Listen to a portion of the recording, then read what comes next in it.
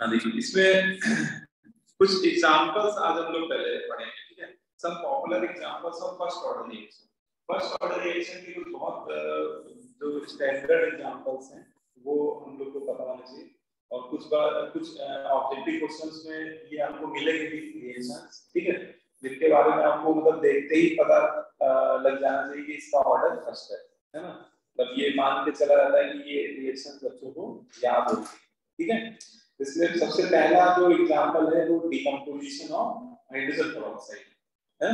Hydrogen peroxide H2O2 बोलते हैं, और इसका जो डिकम्पोजिशन होता है थर्मल डिकम्पोजिशन, ये फर्स्ट ऑर्डर काइनेटिक्स को बिलोंग करता है, ठीक है। हाइड्रोजन पेरोक्साइड को अगर स्ट्रांगली हीट करते हैं तो हमें वाटर मिलता है प्लस ऑक्सीजन, और इसका जो रेट ला एक्सपेरिमेंटली डिटरमाइन किया था तो देखा जाता है कि इसमें R equal to K active mass of H2O2, मतलब H2O2 के एक्टिव मास पे ही इसमें रिएक्शन का रेट डिपेंड करता है, ठीक है। कितने ऑर्डर की रिएक्शन होती है? फर्स्ट ऑर्डर, बोलो भाई, है ना। सेकंड इसमें thermal decomposition of nitrogen oxide. Nitrogen के जो ऑक्साइड होते हैं, नाइट्रोजन के कई डिफरेंट टाइप के ऑक्साइड होते हैं, जैसे आपका N2O3 है ना, डाई नाइट्रोजन ट्राई ऑक्साइड कहते हैं उसको, N2O5 die nitrogen pentoxide, N2O है ना। Excuse me sir. हाँ बोलो सर, बस एक डाउट है, जैसे जो H2O2 gives H2O plus half O2, जैसे कि अगर 2 से मल्टीप्लाई कर देंगे पूरी इक्वेशन को O2 को वो करने के लिए जैसे 1, तो फिर ऑर्डर जो होगा वो H2O2 का मतलब रहेगा ना, 2 नहीं हो पाएगा H2O2 ऑर्डर फिर भी वही रहेगा, क्योंकि जो ऑर्डर होता है कॉम्प्लेक्स रिएक्शन का, वो रिएक्शन की स्टाइकियोमेट्री पे डिपेंड नहीं करता है ना। तो जैसे आप कह रहे हैं ना कि जैसे 2 से मल्टीप्लाई कर देंगे तो ऑर्डर मेरा तब भी यही है, उसका रेट ला नहीं बदलेगा। रेट ला जो एक्सपेरिमेंटली डिटरमाइन किया गया है वो सेम ही रहेगा, ठीक है।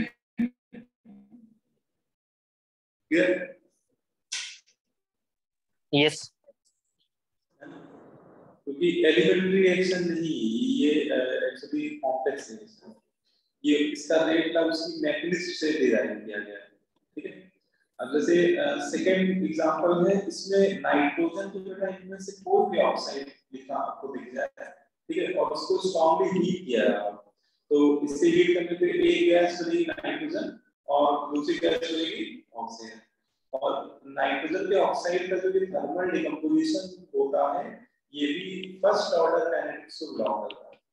ये रिएक्शन भी आपकी फर्स्ट ऑर्डर काइनेटिक्स को बिलोंग करता है, ठीक है ना। अच्छा, यहाँ तक अमोनियम नाइट्राइड को अगर डिकम्पोज किया जाए, ये अच्छा है, अभी जब आप लोग पी ब्लॉक पढ़ोगे तो वहां पर बहुत इंपॉर्टेंट रिएक्शन भी है। पूछा जाता है कि अमोनियम नाइट्राइड को हीट करने पे कौन सी गैस बनती है और अमोनियम नाइट्रेट को हीट करने पे कौन सी गैस बनती है। तो ये अपने आप में इंपॉर्टेंट रिएक्शन भी है।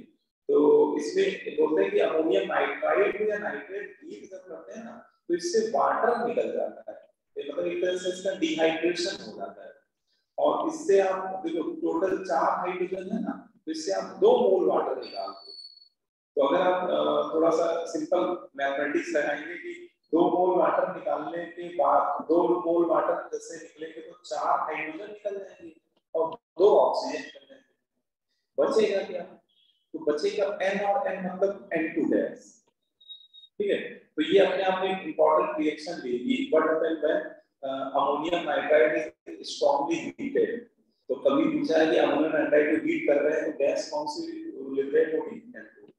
और ये रिएक्शन का ऑर्डर भी अगर कोई पूछे काइनेटिक्स में तो हम लोग क्या बोलेंगे? फर्स्ट ऑर्डर है, ठीक है। ऐसे ही अमोनियम नाइट्रेट को हीट करने पे 2 मोल वाटर आप जब निकालोगे जैसे H2O निकलेगा तो 1 ऑक्सीजन बच जाएगा, क्योंकि 3 ऑक्सीजन है और 2 मोल वाटर में 2 ही ऑक्सीजन गेज होंगे, 1 ऑक्सीजन बच जाएगा और 2 नाइट्रोजन। तो इसमें लॉकिंग गैस बनती है N2O। N2O को क्या बोलते हैं? नाइट्रस ऑक्साइड, है ना। तो ये सभी रिएक्शन बेटा आपकी फर्स्ट ऑर्डर में।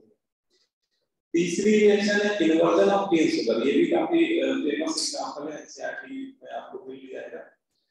केन शुगर एक मिनट ऊपर कर दीजिए। हां बेटा केन शुगर सुक्रोज को बोला जाता है, ठीक है।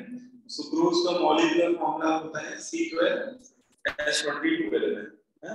और अगर इसकी हाइड्रोलिसिस करा दिए, वाटर ऐड करते हैं, इसकी हाइड्रोलिसिस करा दिया, तो इसका एक मोल कन्वर्ट हो जाता है अल्फा डी ग्लूकोज में, तो दूसरा कन्वर्ट होने लगता है बीटा डी ग्लूकोज। और ये जो सुक्रोज की हाइड्रोलिसिस हो रही है, ये भी फर्स्ट ऑर्डर काइनेटिक्स प्रोग्राम होती है। इसमें जो वाटर होता है ना, एक्सेस में होता है, वाटर के कंसंट्रेशन पे डिपेंड नहीं करता रिएक्शन का रेट, ठीक है। इसका रेट का जब निकाला जाता है तो वो इस तरह का आता है। इसमें रिएक्शन का रेट केवल बेटा सुक्रोज के कंसंट्रेशन पे डिपेंड करता है, वाटर के कंसंट्रेशन से क्या होता है इंडिपेंडेंट होता है। और इसे हम लोग सूडो ऑर्डर रिएक्शन भी बोलते हैं। हां बोलो सर। यहाँ पे जो अल्फा और बीटा लिखा है वो मतलब फर्स्ट या सेकंड कार्बन के रिस्पेक्ट में जो कॉन्फ़िगरेशन है ये वो शो कर रहा है कुछ और।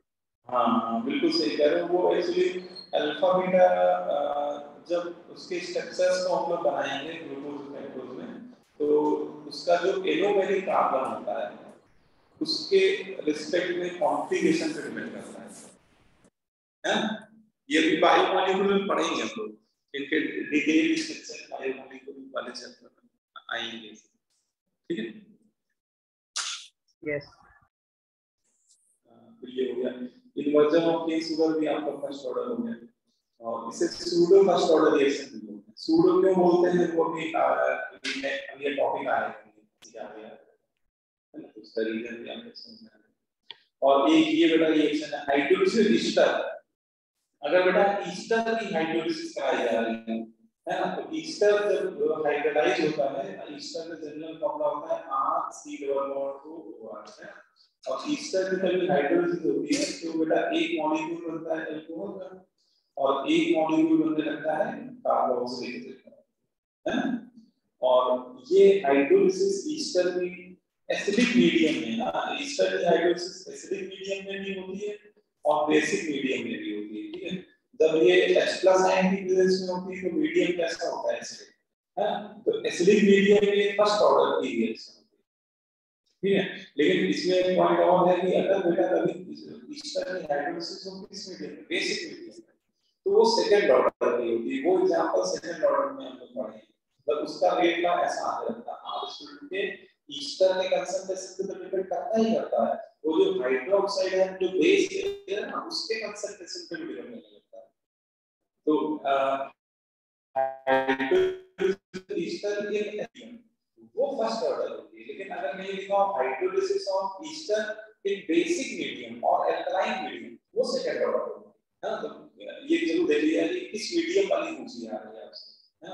यहाँ पे हम लोग सारे एग्जांपल पढ़ रहे हैं फर्स्ट ऑर्डर, तो यहाँ पे हम लोग एसिडिक मीडियम वाला पढ़ रहे हैं, वो लोग ये है। तो इसमें छोटे मोटे ऑब्जेक्टिव क्वेश्चन सर ये पॉइंट प्लीज रिपीट कर दीजिए। इस पॉइंट में बेटा ये याद रखना है कि जो ईस्टर की हाइड्रोलिसिस हम लोग कराते हैं, अगर एसिडिक मीडियम में करा रहे हैं तो बेटा ये फर्स्ट ऑर्डर की काइनेटिक्स होती है ना। एसिडिक मीडियम में फर्स्ट ऑर्डर की काइनेटिक्स होती है। लेकिन अगर बेटा यहीं पे OH- लिखा हो एरो के ऊपर तो मीडियम हो जाएगा बेसिक। और बेसिक मीडियम में जो ईस्टर का रेट ला आता है एक्सपेरिमेंटल रेट ला, उसमें बेटा ईस्टर के कंसंट्रेशन पे तो डिपेंड करता ही करता है और बेस के कंसंट्रेशन में भी डिपेंड करने लगता है रिएक्शन का रेट, है ना। तो वो बेटा सेकंड ऑर्डर की रिएक्शन हो जाती है ना। क्लियर है? तो बस वो एक इंफॉर्मेटिव डेटा है, उसको चाहिए तो लिख लीजिएगा। अब इसमें नेक्स्ट आता है सेकंड ऑर्डर। सर जो ऊपर सूडो फर्स्ट ऑर्डर रिएक्शन थी सर वो केन शुगर के लिए थी। हाँ ये ठीक है।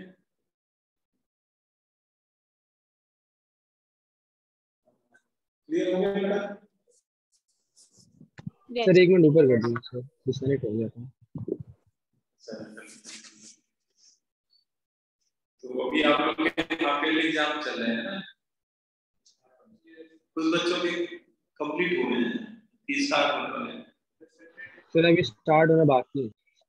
सर कंप्लीट हो जाएगा अगले मंथ। सर डीटीएस वाले बच्चों के हो गए कंप्लीट? सर अगले मंडे कंप्लीट हो जाएगा।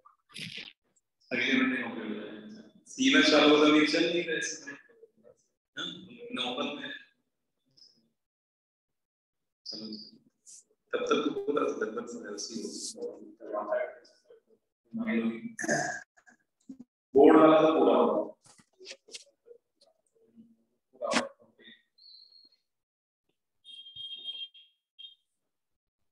और सेकंड ऑर्डर एनालिटिक्स, ठीक है। सेकंड ऑर्डर एनालिटिक्स जो होती है तो उसमें दो तरह के केसेस बनते हैं, मतलब कोई केस में सेकंड ऑर्डर में तो दो तरह से हो सकती है। इसमें पहला केस होता है कि बेटा एक ही रिएक्टेंट हो और उसी से क्या परफॉर्म हो रहा है ना, और मतलब एक सिंगल रिएक्टेंट के रिस्पेक्ट में ऑर्डर कैसा हो सेकंड ऑर्डर, ठीक है। ठीक है, तो एक सिंगल रिएक्टेंट के रिस्पेक्ट में सेकंड ऑर्डर है तो उसका रेट ला अगर आपसे बोला जाए एक सिंगल रिएक्टेंट के रिस्पेक्ट में सेकंड ऑर्डर है तो उसका रेट ला हो जाएगा r बराबर के a स्क्वायर, ठीक है। लेकिन एक इसमें ये भी पॉसिबिलिटी होती है कुछ रिएक्शन सेकंड ऑर्डर की होती है लेकिन उसमें दो रिएक्टेंट होते हैं और इंडिविजुअली दोनों रिएक्टेंट के रिस्पेक्ट में ऑर्डर 1 होता है, मतलब ए के रिस्पेक्ट में भी ऑर्डर 1 है और बी के रिस्पेक्ट में ऑर्डर 1 है, लेकिन ओवरऑल ऑर्डर कितना है दोनों के पावर का सम कर लीजिए 1 + 1 1 + 1 ओवरऑल ऑर्डर कंप्लीट हो गया। तो ऐसा भी केस हो सकता है। हाँ तो ये फिर ऐसा ही होता है। एक्सक्यूज मी सर, वो सब केस हो सकते हैं लेकिन ये दो स्टैंडर्ड केस है। फिर तो उसमें एक फाइनल अगर ऑर्डर एक्स्ट्रा ले लोगे तो बहुत सारे, लेकिन हम लोग को जो फॉर्मूले स्टैंडर्ड फॉर्मूले याद रखते हैं वो एक दो ही के याद, ठीक है। एक्सक्यूज मी सर, हाँ बोलो सर क्या ऐसा भी हो सकता है कि जैसे ए और बी दो रिएक्टेंट है लेकिन जो जब मतलब ये एलिमेंट्री रिएक्शन तो है नहीं तो फिर इसमें ए का ही सिर्फ 2r और बी का फिर 0 हो जाना? हाँ हो सकता है अगर मान लीजिए कि ऐसा भी हो सकता है कि किसी दो रिएक्टेंट हो है ना, एक रिएक्टेंट के रिस्पेक्ट में सेकंड ऑर्डर और दूसरे के रिस्पेक्ट में 0 ऑर्डर तो ओवरऑल ऑर्डर 2 हो जाएगा। लेकिन उसमें बेटा हम लोग यही वाला एक्सप्रेशन यूज कर रहे हैं अभी इसका जो डेरिवेशन करेंगे ना तो उसमें क्या होगा कि क्योंकि b के कंसंट्रेशन से रेट इंडिपेंडेंट हो जाएगा है ना, कि पूरा रेट किस पे डिपेंड करने लगेगा a के कंसंट्रेशन पे, तो उसमें सारे फॉर्मूले बेटा ये वाले लर्नेस हो जाएंगे टेस्ट फर्स्ट है, तो वो वाला केस इसी में कवर हो जाएगा, ठीक है। अब देखो इसमें पहले केस को पहले हम लोग करते हैं, ठीक है। तो केस नंबर 1 पहले हम लोग पूरा डिराइव करेंगे। इसमें देखो a हमारा रिएक्टेंट है और उससे क्या बन रहा है दो है। पहले कंडीशन मान लेते हैं t = 0 पे हमारे पास रिएक्टेंट का कंसंट्रेशन मान लेते हैं c0, ठीक है, या फिर आप ये जो इसको स्मॉल a मान सकते हो, दोनों में जो सही है ले सकते हो, ठीक है। प्रोडक्ट इस समय बना नहीं है तो प्रोडक्ट कंसंट्रेशन 0 है। फिर किसी भी टाइम पर रिएक्टेंट A का कंसंट्रेशन घट के क्या हो गया Cl और मतलब रिएक्टेंट A का हो गया A-, ठीक है, और उसी टाइम पे प्रोडक्ट बन गया, ठीक है। ये ऐसे मैंने लिख दिया। फिर अगर हम लोग यहाँ पे लगा दे लॉ ऑफ मास एक्शन, तो लॉ ऑफ मास एक्शन क्या बोलेगा कि इस रिएक्शन का जो रेट है वो कंसंट्रेशन की पावर m के क्या हो जाएगा डायरेक्टली प्रोपोर्शनल हो जाएगा, है रेट का ये क्या है।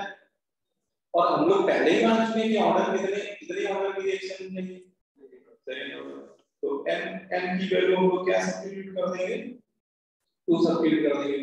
फिर रेट को लिख देंगे इंस्टेंटेनियसली माइनस dCA/dt रिएक्टेड के टर्म में लिख रहे हैं, ठीक है, इसलिए माइनस साइन मैंने लगा दिया।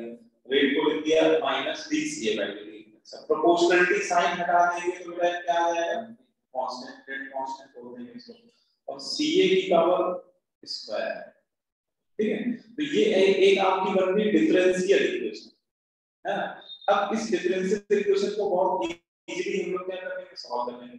हम लोग सेम वेरिएबल एक तरफ ले लेंगे, ठीक है। तो C सी ए वाले टर्म एक तरफ ले लो, तो 1/CA² DCA, ठीक है। इसको इंटीग्रेट करते हैं लोग, माइनस साइन लगा रहे हैं और उधर dp को ले जाओ राइट हैंड साइड, ठीक है। ये हमने ऐसा कर दिया, इसको वेरिएबल सेपरेबल बोलते हैं मैथ्स में आपको। तो अब इसमें हाँ इंटीग्रेशन, डिफरेंट इंटीग्रेशन करना ज्यादा बेटर रहेगा, नहीं तो कांस्टेंट ऐड करना पड़ जाएगा। तो आप ऐसा करें, वो लिमिटेड जब समय 0 था, मतलब इनिशियली उस समय a का कंसिडरेशन कितना है c0, या स्मॉल a भी ले सकते हैं, और t टाइम पे कितना हो गया c। तो ये बेटा लिमिट ले लेंगे, 0 समय पे a का कंसिडरेशन c0 और t टाइम पे कितना हो गया c, ठीक है। अब ये इंटीग्रेशन आप लोग को बेहतर समझते हो, ये 1/CA², ये वाला फॉर्मूला 1/x, ये सब ज्यादा पहचाना लग रहा है। तो 1 इसका हो जाएगा -1/CA, लेकिन एक माइनस पहले से है और एक माइनस को इंटीग्रेशन करने के बाद आ रहा है, तो माइनस माइनस प्लस है।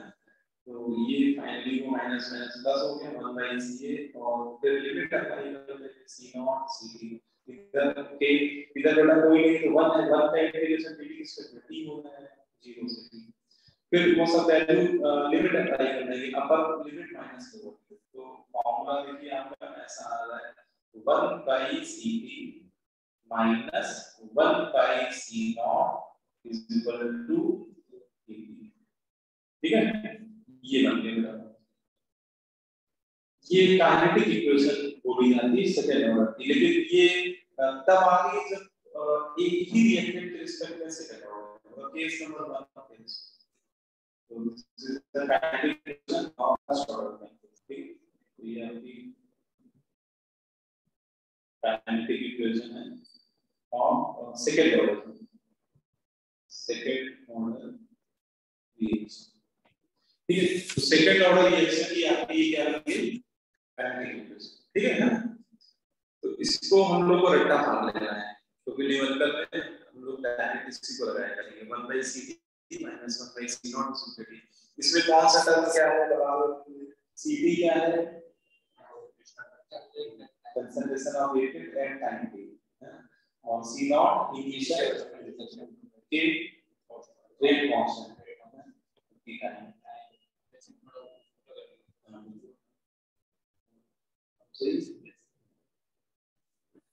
ठीक है दोस्तों, कल ही एक ग्राफ इसमें बनाएंगे, तो मेन काम का बेटा यही मामला है, न्यूमेरिकल में हम उसको डायरेक्ट लगाएंगे, लेकिन कैसे आ रहा है तो आपको आइडिया होना चाहिए, डेरिवेशन की स्टेप्स आपको क्लियर होनी चाहिए, ठीक है। और काइनेटिक्स में देखा जाए तो मैथ्स का एप्लीकेशन थोड़ा ज्यादा है ना इस चैप्टर में, तो थोड़ा मैं आपको बढ़िया है भी एप्लीकेशन सिंपल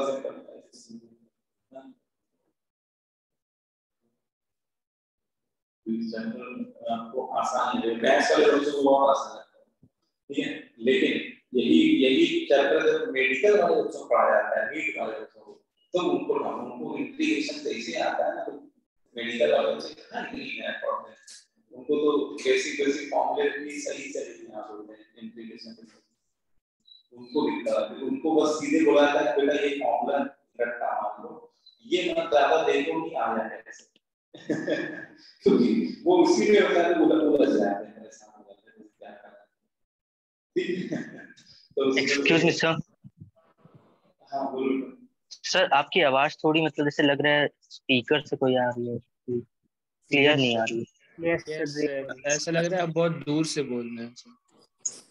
हाँ थोड़ा आज थोड़ा सिस्टम चेंज हुआ है, अब सही हुई है, देखो सर वो आप स्पीकर हटाए कर रहे होंगे, ये सर अब सही आ रही है, अब सही आई है, ये सर अब सही आ रही बिल्कुल। चलो माइक हटा देते हैं,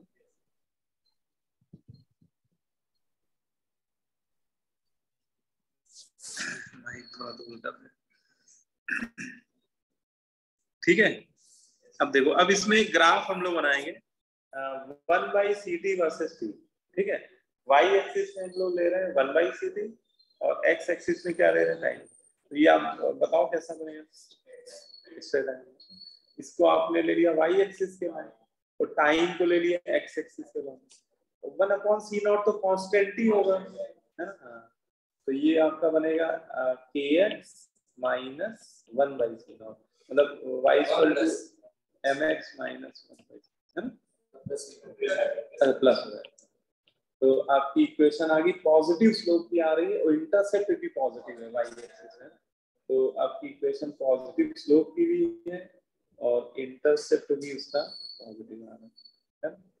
और ये इंटरसेप्ट लिख लो 1/c0 होगा y एक्सिस में, तो स्लोप की वैल्यू क्या होगी, k के बराबर। ठीक है, तो ये ग्राफ बन गया बेटा।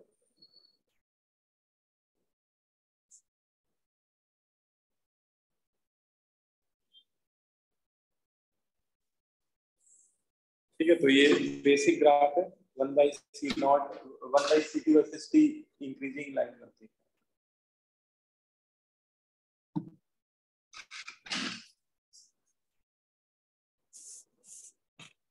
ठीक है, आप लोग एग्जाम हो जाए फिर रैंकर टेस्ट स्टार्ट करेंगे आप लोग लेने। ठीक है, हाँ क्या करें, एक एक चैप्टर का लेंगे रिवीजन, मतलब उससे इसी बहाने थोड़ा रिवीजन होता रहेगा। हाँ सब्जेक्ट भाई ऑनलाइन ले लेंगे क्योंकि ऑफलाइन बच्चे बहुत कम आ रहे हैं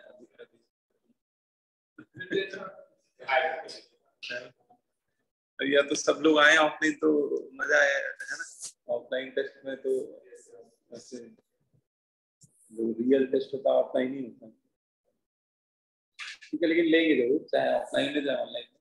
ठीक है, अब इसमें एक ग्राफ ये वाला भी चलो अच्छा बताओ, अगर हम लोग y एक्सिस में रेट को ले रहे हैं, x एक्सिस में कंसंट्रेशन ले रहे हैं रिएक्टेंट का सेकंड ऑर्डर के लिए, कैसे बनेगा।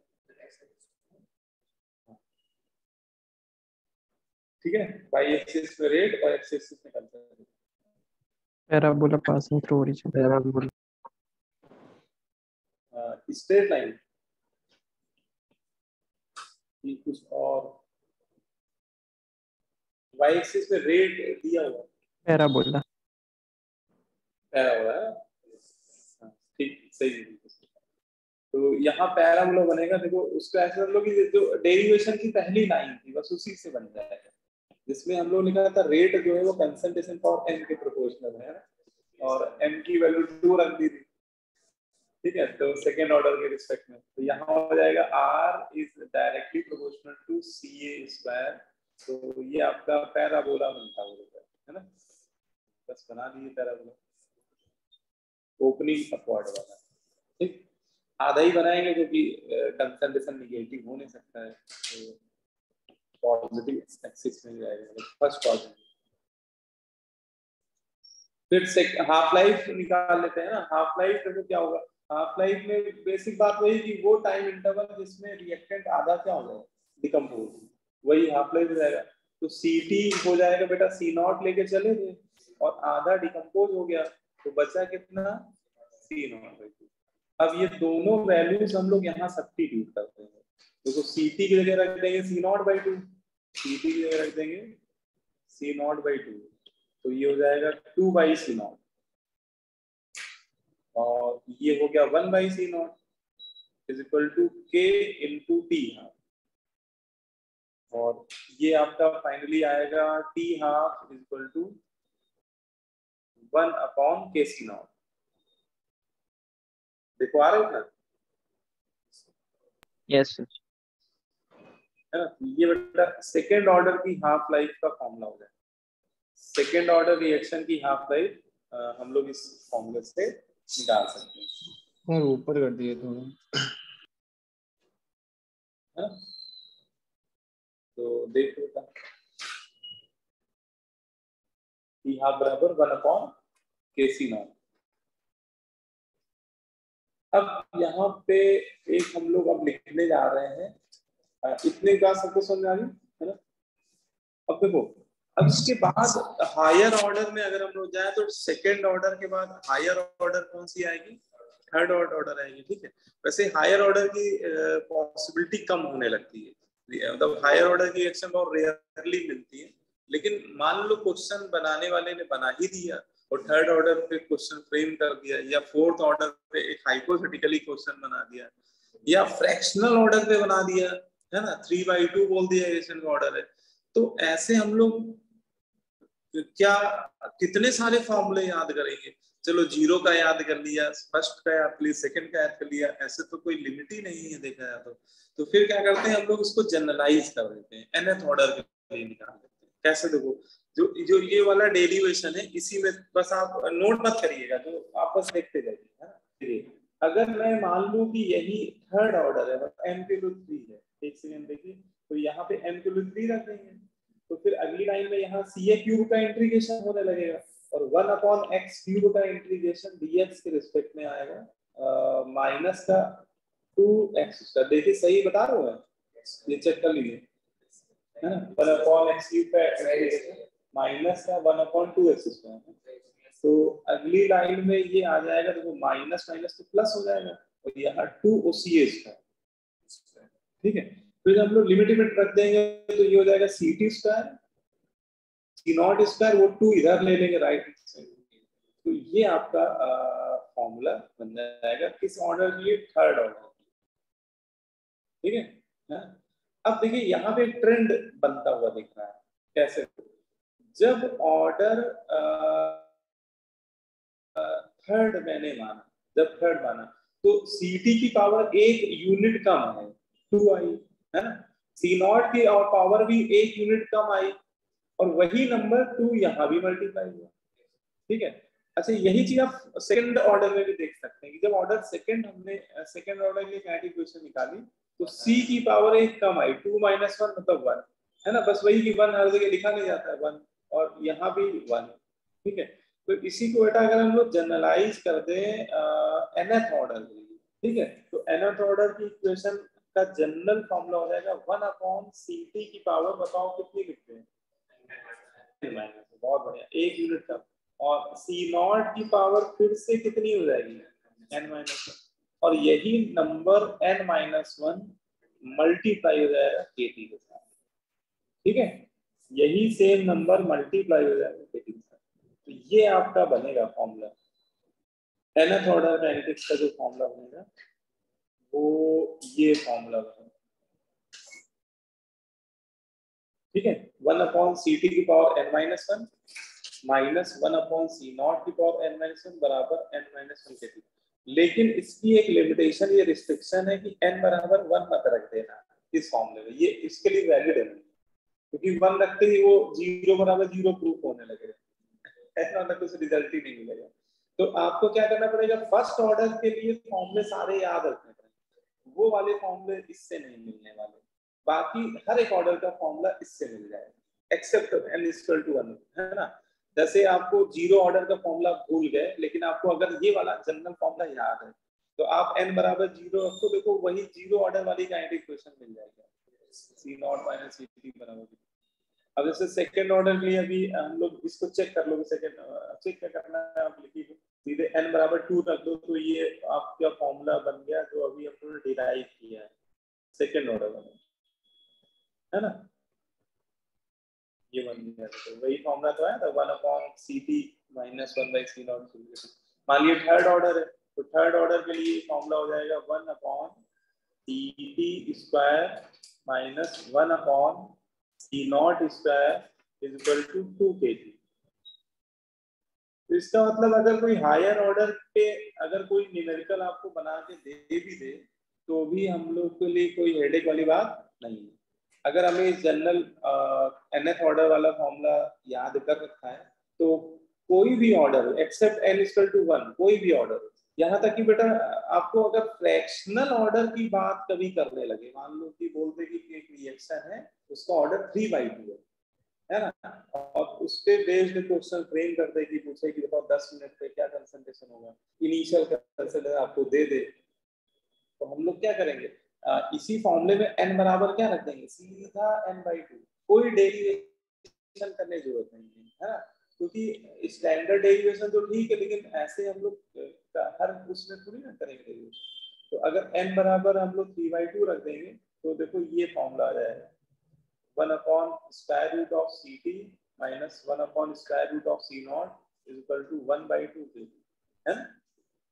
तो है ना, कैसा भी ऑर्डर हो, फ्रैक्शनल हो या होल नंबर में हायर ऑर्डर 1 के अलावा कुछ भी हो, हम लोग इस जनरल वाली इक्वेशन। सर 1 में क्या होगा?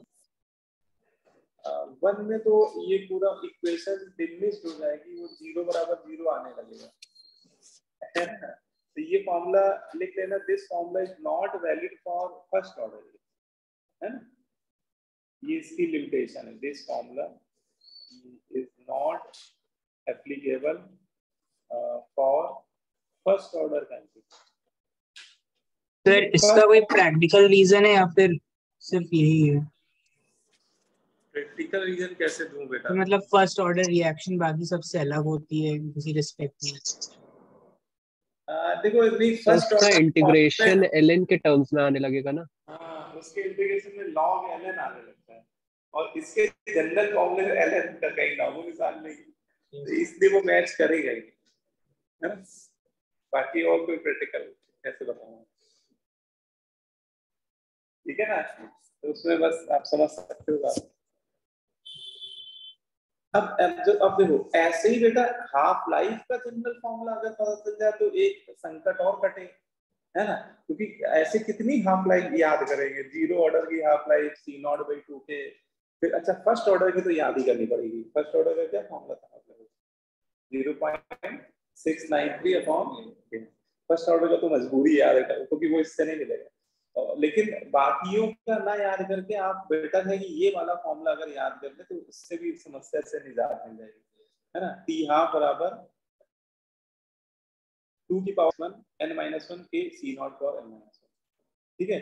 इससे आप n बराबर 1 को छोड़कर किसी भी ऑर्डर के लिए हाफ लाइफ का फॉर्मूला निकाल सकते हो। आप उसको चाहे तो क्रॉस चेक कर लो, जैसे आप n बराबर 0 रख दो तो देखो आपका वही फॉर्मूला आना चाहिए जो 0 ऑर्डर में पड़ेगा, है ना। 0 ऑर्डर में फॉर्मूला क्या है, C0/2 क्या, देखो n बराबर 0 आपको देखो यही आ रहा है, n बराबर 0 आपको चेक कर लो, है ना। n बराबर 2 रख लो। अभी देखो सेकंड ऑर्डर का तो हम लोगों ने आज ही अभी कुछ मिनट पहले निकाला ही है, तो n बराबर 2 रखोगे तो 2 की पावर -1, तो ये तो 2 ही आ गया, 2 - 1 तो 1 हो गया, और यहाँ भी 1 हो गया, और k बचेगा और C0 बचेगा। हाँ, तो 1/kC0, न्यूमरेटर में 1 ही आ रहा है और डिनोमिनेटर में kC0 आ रहा है, तो ये आपका सेकंड ऑर्डर का बन गया। तो एक ये फॉर्मूला भी अगर तो याद कर ले तो ऑब्जेक्टिव क्वेश्चन से बड़ा इजी हो जाएगा आपके लिए, ठीक है।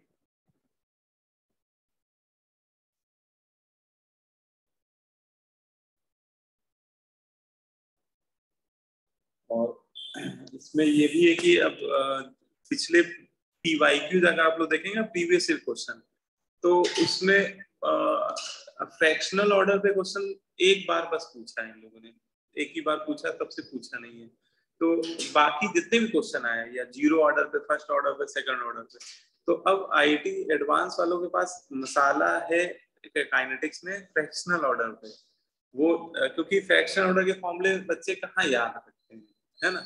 अब कोई बोल देगा कि ऑर्डर 5/2, तो या तो बच्चे के पास 2 ऑप्शन है, या तो वो बैठ के पूरा इंटीग्रेशन रेट ला लिख के निकाले फॉर्मूला, वो तो कर, एक ऑप्शन सभी के पास है, लेकिन इतना टाइम इंगेज क्यों कर। अगर ये फॉर्मूले याद है तो आप डायरेक्ट आगे बढ़ जाओगे, है ना, टाइम बचेगा। तो है ना, जैसे एक क्वेश्चन है आपका, बढ़िया क्वेश्चन है ये रैंक बूस्टर का क्वेश्चन लिया मैंने अपने यहाँ रेजोनेंस में, एक रैंक बूस्टर भी आती है, पता है आपको। हाँ, वो मींस वो क्या है कि वैसे तो वो नॉर्मल पैकेज के साथ नहीं अलाउ है, वो DLPD का मटेरियल होता है। मतलब कि जो बच्चे डिस्टेंस लर्निंग में, कुछ बच्चे अगर एक्स्ट्रा कुछ चाहते हैं कि हमें अच्छे क्वेश्चन का कलेक्शन मिल जाए, तो वो कुछ उसका कुछ कॉस्ट होती है 500-600 रुपए जो भी है, तो वो दे के वो मंगवाते हैं। उसमें अच्छे से क्वेश्चन बहुत, मतलब कि रैंक इम्प्रूव करने के लिए होता है वो, कि उसमें छटे हुए बदमाश हैं, मतलब छटे हुए क्वेश्चन रखे हुए हैं, एक से खतरनाक टाइप है है ना, मतलब वो नॉर्मल क्वेश्चन से हटके हैं कि एक बार एडवांस के लिए अगर कोई लगा ले फिजिक्स केमिस्ट्री मैथ तो उससे बढ़िया कलेक्शन हमने आज तक तो कभी नहीं देखा, बहुत बढ़िया कलेक्शन। और उसमें ऐसे से क्वेश्चन आपको मेरे पास कुछ सॉफ्ट कॉपी दूंगा, ऐसे से क्वेश्चन है कि केमिस्ट्री का तो हम बहुत समय से बच्चे को देते भी आ रहे हैं, लगवाते भी आ रहे हैं, तो हमें याद हो गए। नहीं तो पहली बार जब मैंने रैंक बूस्टर खुद उठाया था 2016 में, है ना, जब मैंने खुद देखे थे तो कई क्वेश्चन मुझसे फर्स्ट टाइम नहीं हुए थे, पहली बार में नहीं सॉल्व कर पाया मैं, ऐसे से क्वेश्चन पढ़े हुए।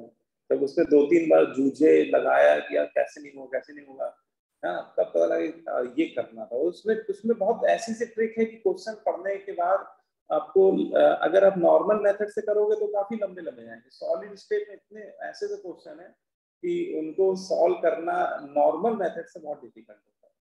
आपको ट्रिक पता है तो दो लाइन का सॉल्यूशन है इसका, नहीं पता तो आप करते रहो, है ना। तो वो उसी का एक क्वेश्चन ये लिया है मैंने।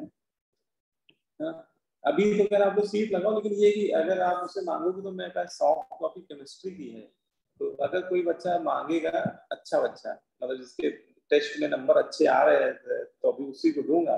पता लगा टेस्ट में तुम्हारे 10% आ रहे हैं तो कह रहे मैं एक क्वेश्चन देते हो, तो पता लगा कबाड़ा करके बैठ गए, तो है ना। तो सबको देने का भी मतलब भी नहीं, है ना। तो अच्छे बच्चे ले सकते हैं। तो ए से बी बन रहा है, ठीक है, के रेट कांस्टेंट है, ठीक है, और उसके पड़ोस में उसका रेट ला लिख के दे दिया गया है। उसका रेट ला दिया आर बराबर के ए की पावर 5/2, है ना। समझ पा रहे हैं इक्वेशन का ऑर्डर क्या है? उसने रेट ला लिख के आपको हिंट दे दी, ऑर्डर 5/2। अच्छा, रेट कांस्टेंट दिया है क्वेश्चन लैंग्वेज में लिखा, यहाँ पे मैंने थोड़ा सा उसी को एक्सप्रेस कर दिया। उसने बोला था कि इनिशियली ए का कंसंट्रेशन 2 मोलर है, और पूछा क्या है, calculate time required for 50% decomposition of reactant, है ना। तो है तो बहुत सिंपल क्वेश्चन देखा जाए तो। हाँ बोलो बेटा। सर ए की पावर 5/2 है कि 5/3 है? 5/2 है वो एक्चुअली, देखने में लिखने में ऐसा हो गया होगा कि आपको क्लियर ना होगा 5/2, ठीक है। तो आपसे जैसे बोल रहा है 50%, तो 50% डिकम्पोजिशन की जो टाइम होता है एक तरह से वो आपसे क्या पूछ रहा है, हाफ लाइफ, है ना।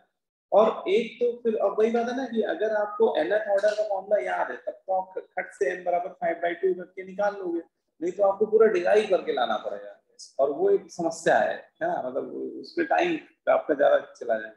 तो अगर ये फॉर्मूला याद है तो सीधे हम लोग क्या करेंगे, n बराबर क्या सब्स्टिट्यूट कर देंगे, 5/2, है ना। तो 2 की पावर 5/2 -1, जरा निकालो कितना आ रहा, 5/2 -1 के, और C नॉट की पावर 5/2 -1, ठीक है। कुछ गड़बड़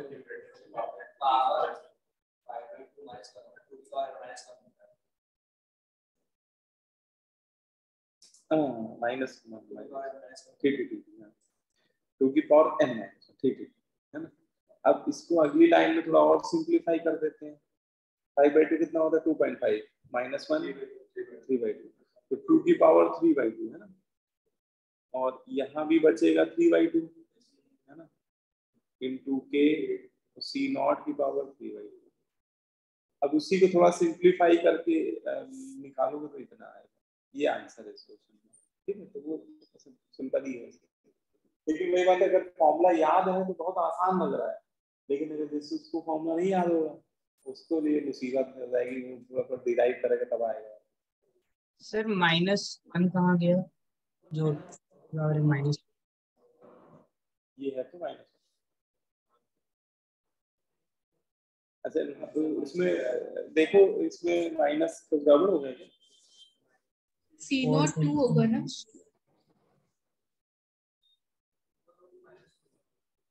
4√2 -1, 4√2 -2 है ना। अब सही, यस। 4√2 -1 4√2 -2 डिनोमिनेटर में देख, 2 कैंसिल Yes. हुआ हुआ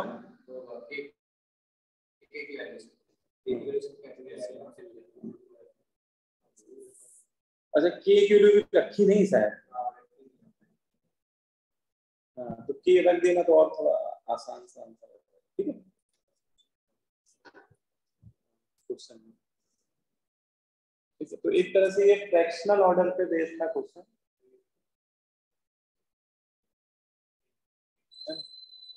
वैसे मेंस के क्वेश्चन में फ्रैक्शनल ऑर्डर पे पूछे जाने के चांस कम है। मेंस में वो एनसीईआरटी बेस्ड पेपर जैसे एनटीए बना रही है तो वो एनसीईआरटी में जीरो का जिक्र किया है फर्स्ट और सेकंड का, तो उसमें आपको क्वेश्चन जीरो फर्स्ट सेकंड में घूमेंगे, उसके अलावा किसी ऑर्डर की बात नहीं करेंगे मेंस में। लेकिन वही एडवांस वाली गलती कर सकते हैं, वो नया क्वेश्चन फ्रेम करने के चक्कर में कैसे भी क्वेश्चन आपके सामने रख सकते हैं। ठीक है और इसमें गुंजाइश है ना, स्कोप है इसमें, ऐसा क्वेश्चन इस तरह के क्वेश्चन को पूछ सकते हैं। ठीक है तो एक आइडिया होना चाहिए हम लोगों को भी ऐसा। अब वो जैसे यहाँ पे वो 50% के लिए पूछा तो आसान लग रहा है, अगर वो पूछता नहीं 60% डिकम्पोजिशन के लिए निकालो तो फिर आपको वो ये वाली इक्वेशन नहीं, ये यहाँ पे नहीं जाना पड़ेगा और C नॉट को लेना पड़ेगा 100, 60% डिकम्पोज होने के बाद बचेगा कितना 40, तो CT 40 रख के फिर वो सब सॉल्व करना पड़ेगा है, वो n की वैल्यू जो भी 5/2 रखना ही पड़ेगा और फिर उसकी जनरल काइनेटिक इक्वेशन से निकालना पड़ेगा। हाफ लाइफ तो चलो स्टैंडर्ड लाइफ है वो इससे आ जाएगा। ठीक चलो फिर आगे बढ़े हैं। यस अब इसमें ऑब्जेक्टिव क्वेश्चन होगा, रिएक्शन लिखा है ऑब्जेक्टिव क्वेश्चन होगा।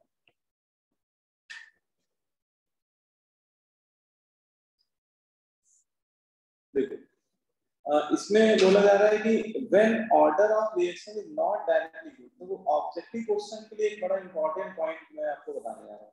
आपको कई सारे ऑब्जेक्टिव क्वेश्चन में ये पॉइंट बहुत हेल्प करने वाला है। आपको पूरा क्वेश्चन आप पढ़ डालोगे, ऑब्जेक्टिव में कुछ क्वेश्चन ऐसे दिए जाएंगे और पूरा क्वेश्चन पढ़ने के बाद आपको कहीं ऑर्डर का जिक्र ही नहीं करेगा, है ना। पूरा क्वेश्चन आप फर्स्ट से लास्ट लाइन तक पढ़ डालोगे, कहीं ऑर्डर बताएगा ही नहीं, वो जीरो ऑर्डर है, फर्स्ट ऑर्डर है, सेकंड ऑर्डर है। और जब हमें ऑर्डर नहीं बताएगा तो हम लोग इतने सारे फॉर्मूले लगा पढ़ चुके हैं, हम कौन सा फॉर्मूला लगाएंगे वहाँ पे, जीरो ऑर्डर वाला लगाएंगे कि फर्स्ट वाला लगाएंगे, सेकंड वाला लगाएंगे।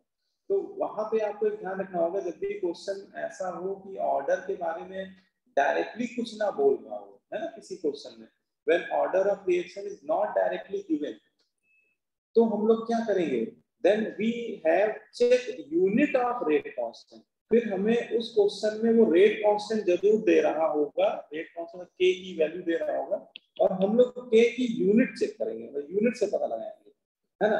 और then identify order of reaction from unit of rate constant.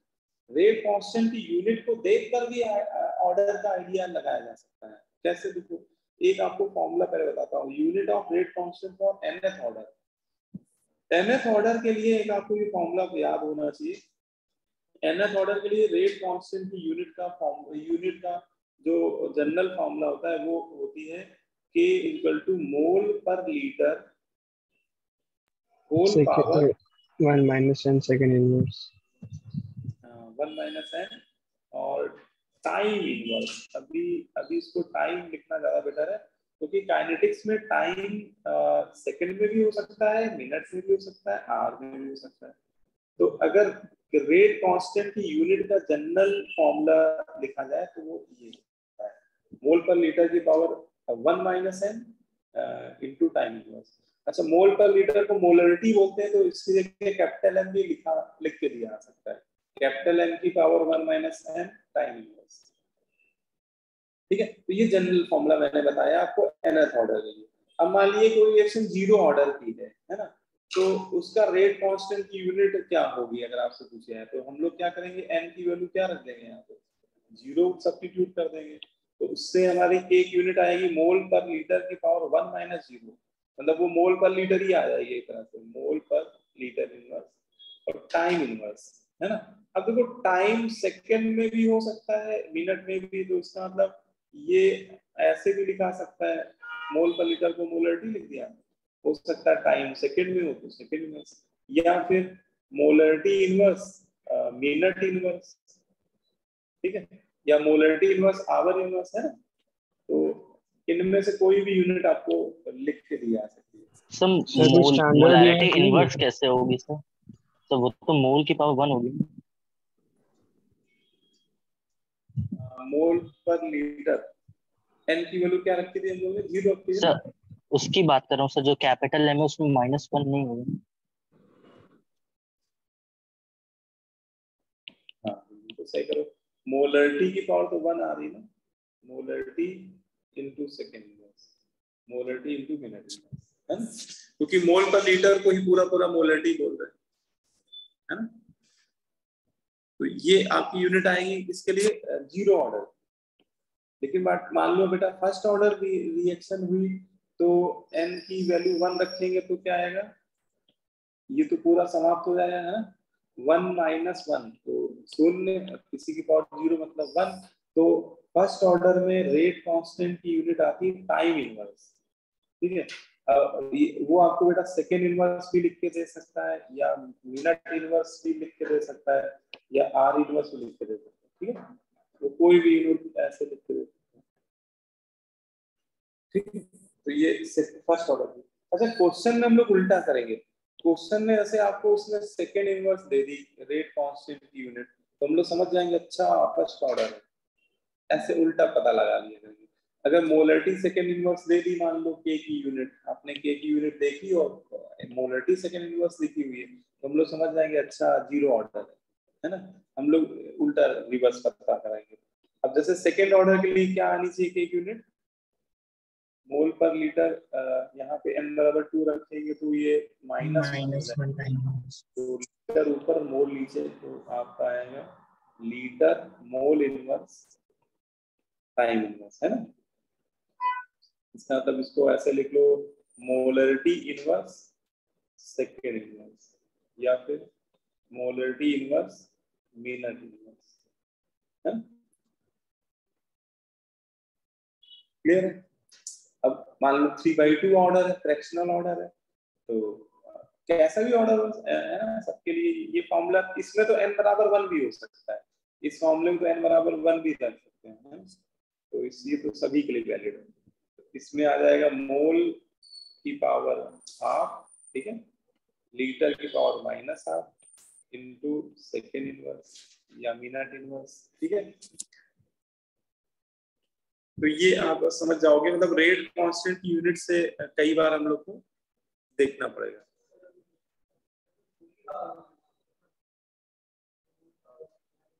Order n बराबर 3/2 है ना, ये माइनस ये प्लस, ठीक है।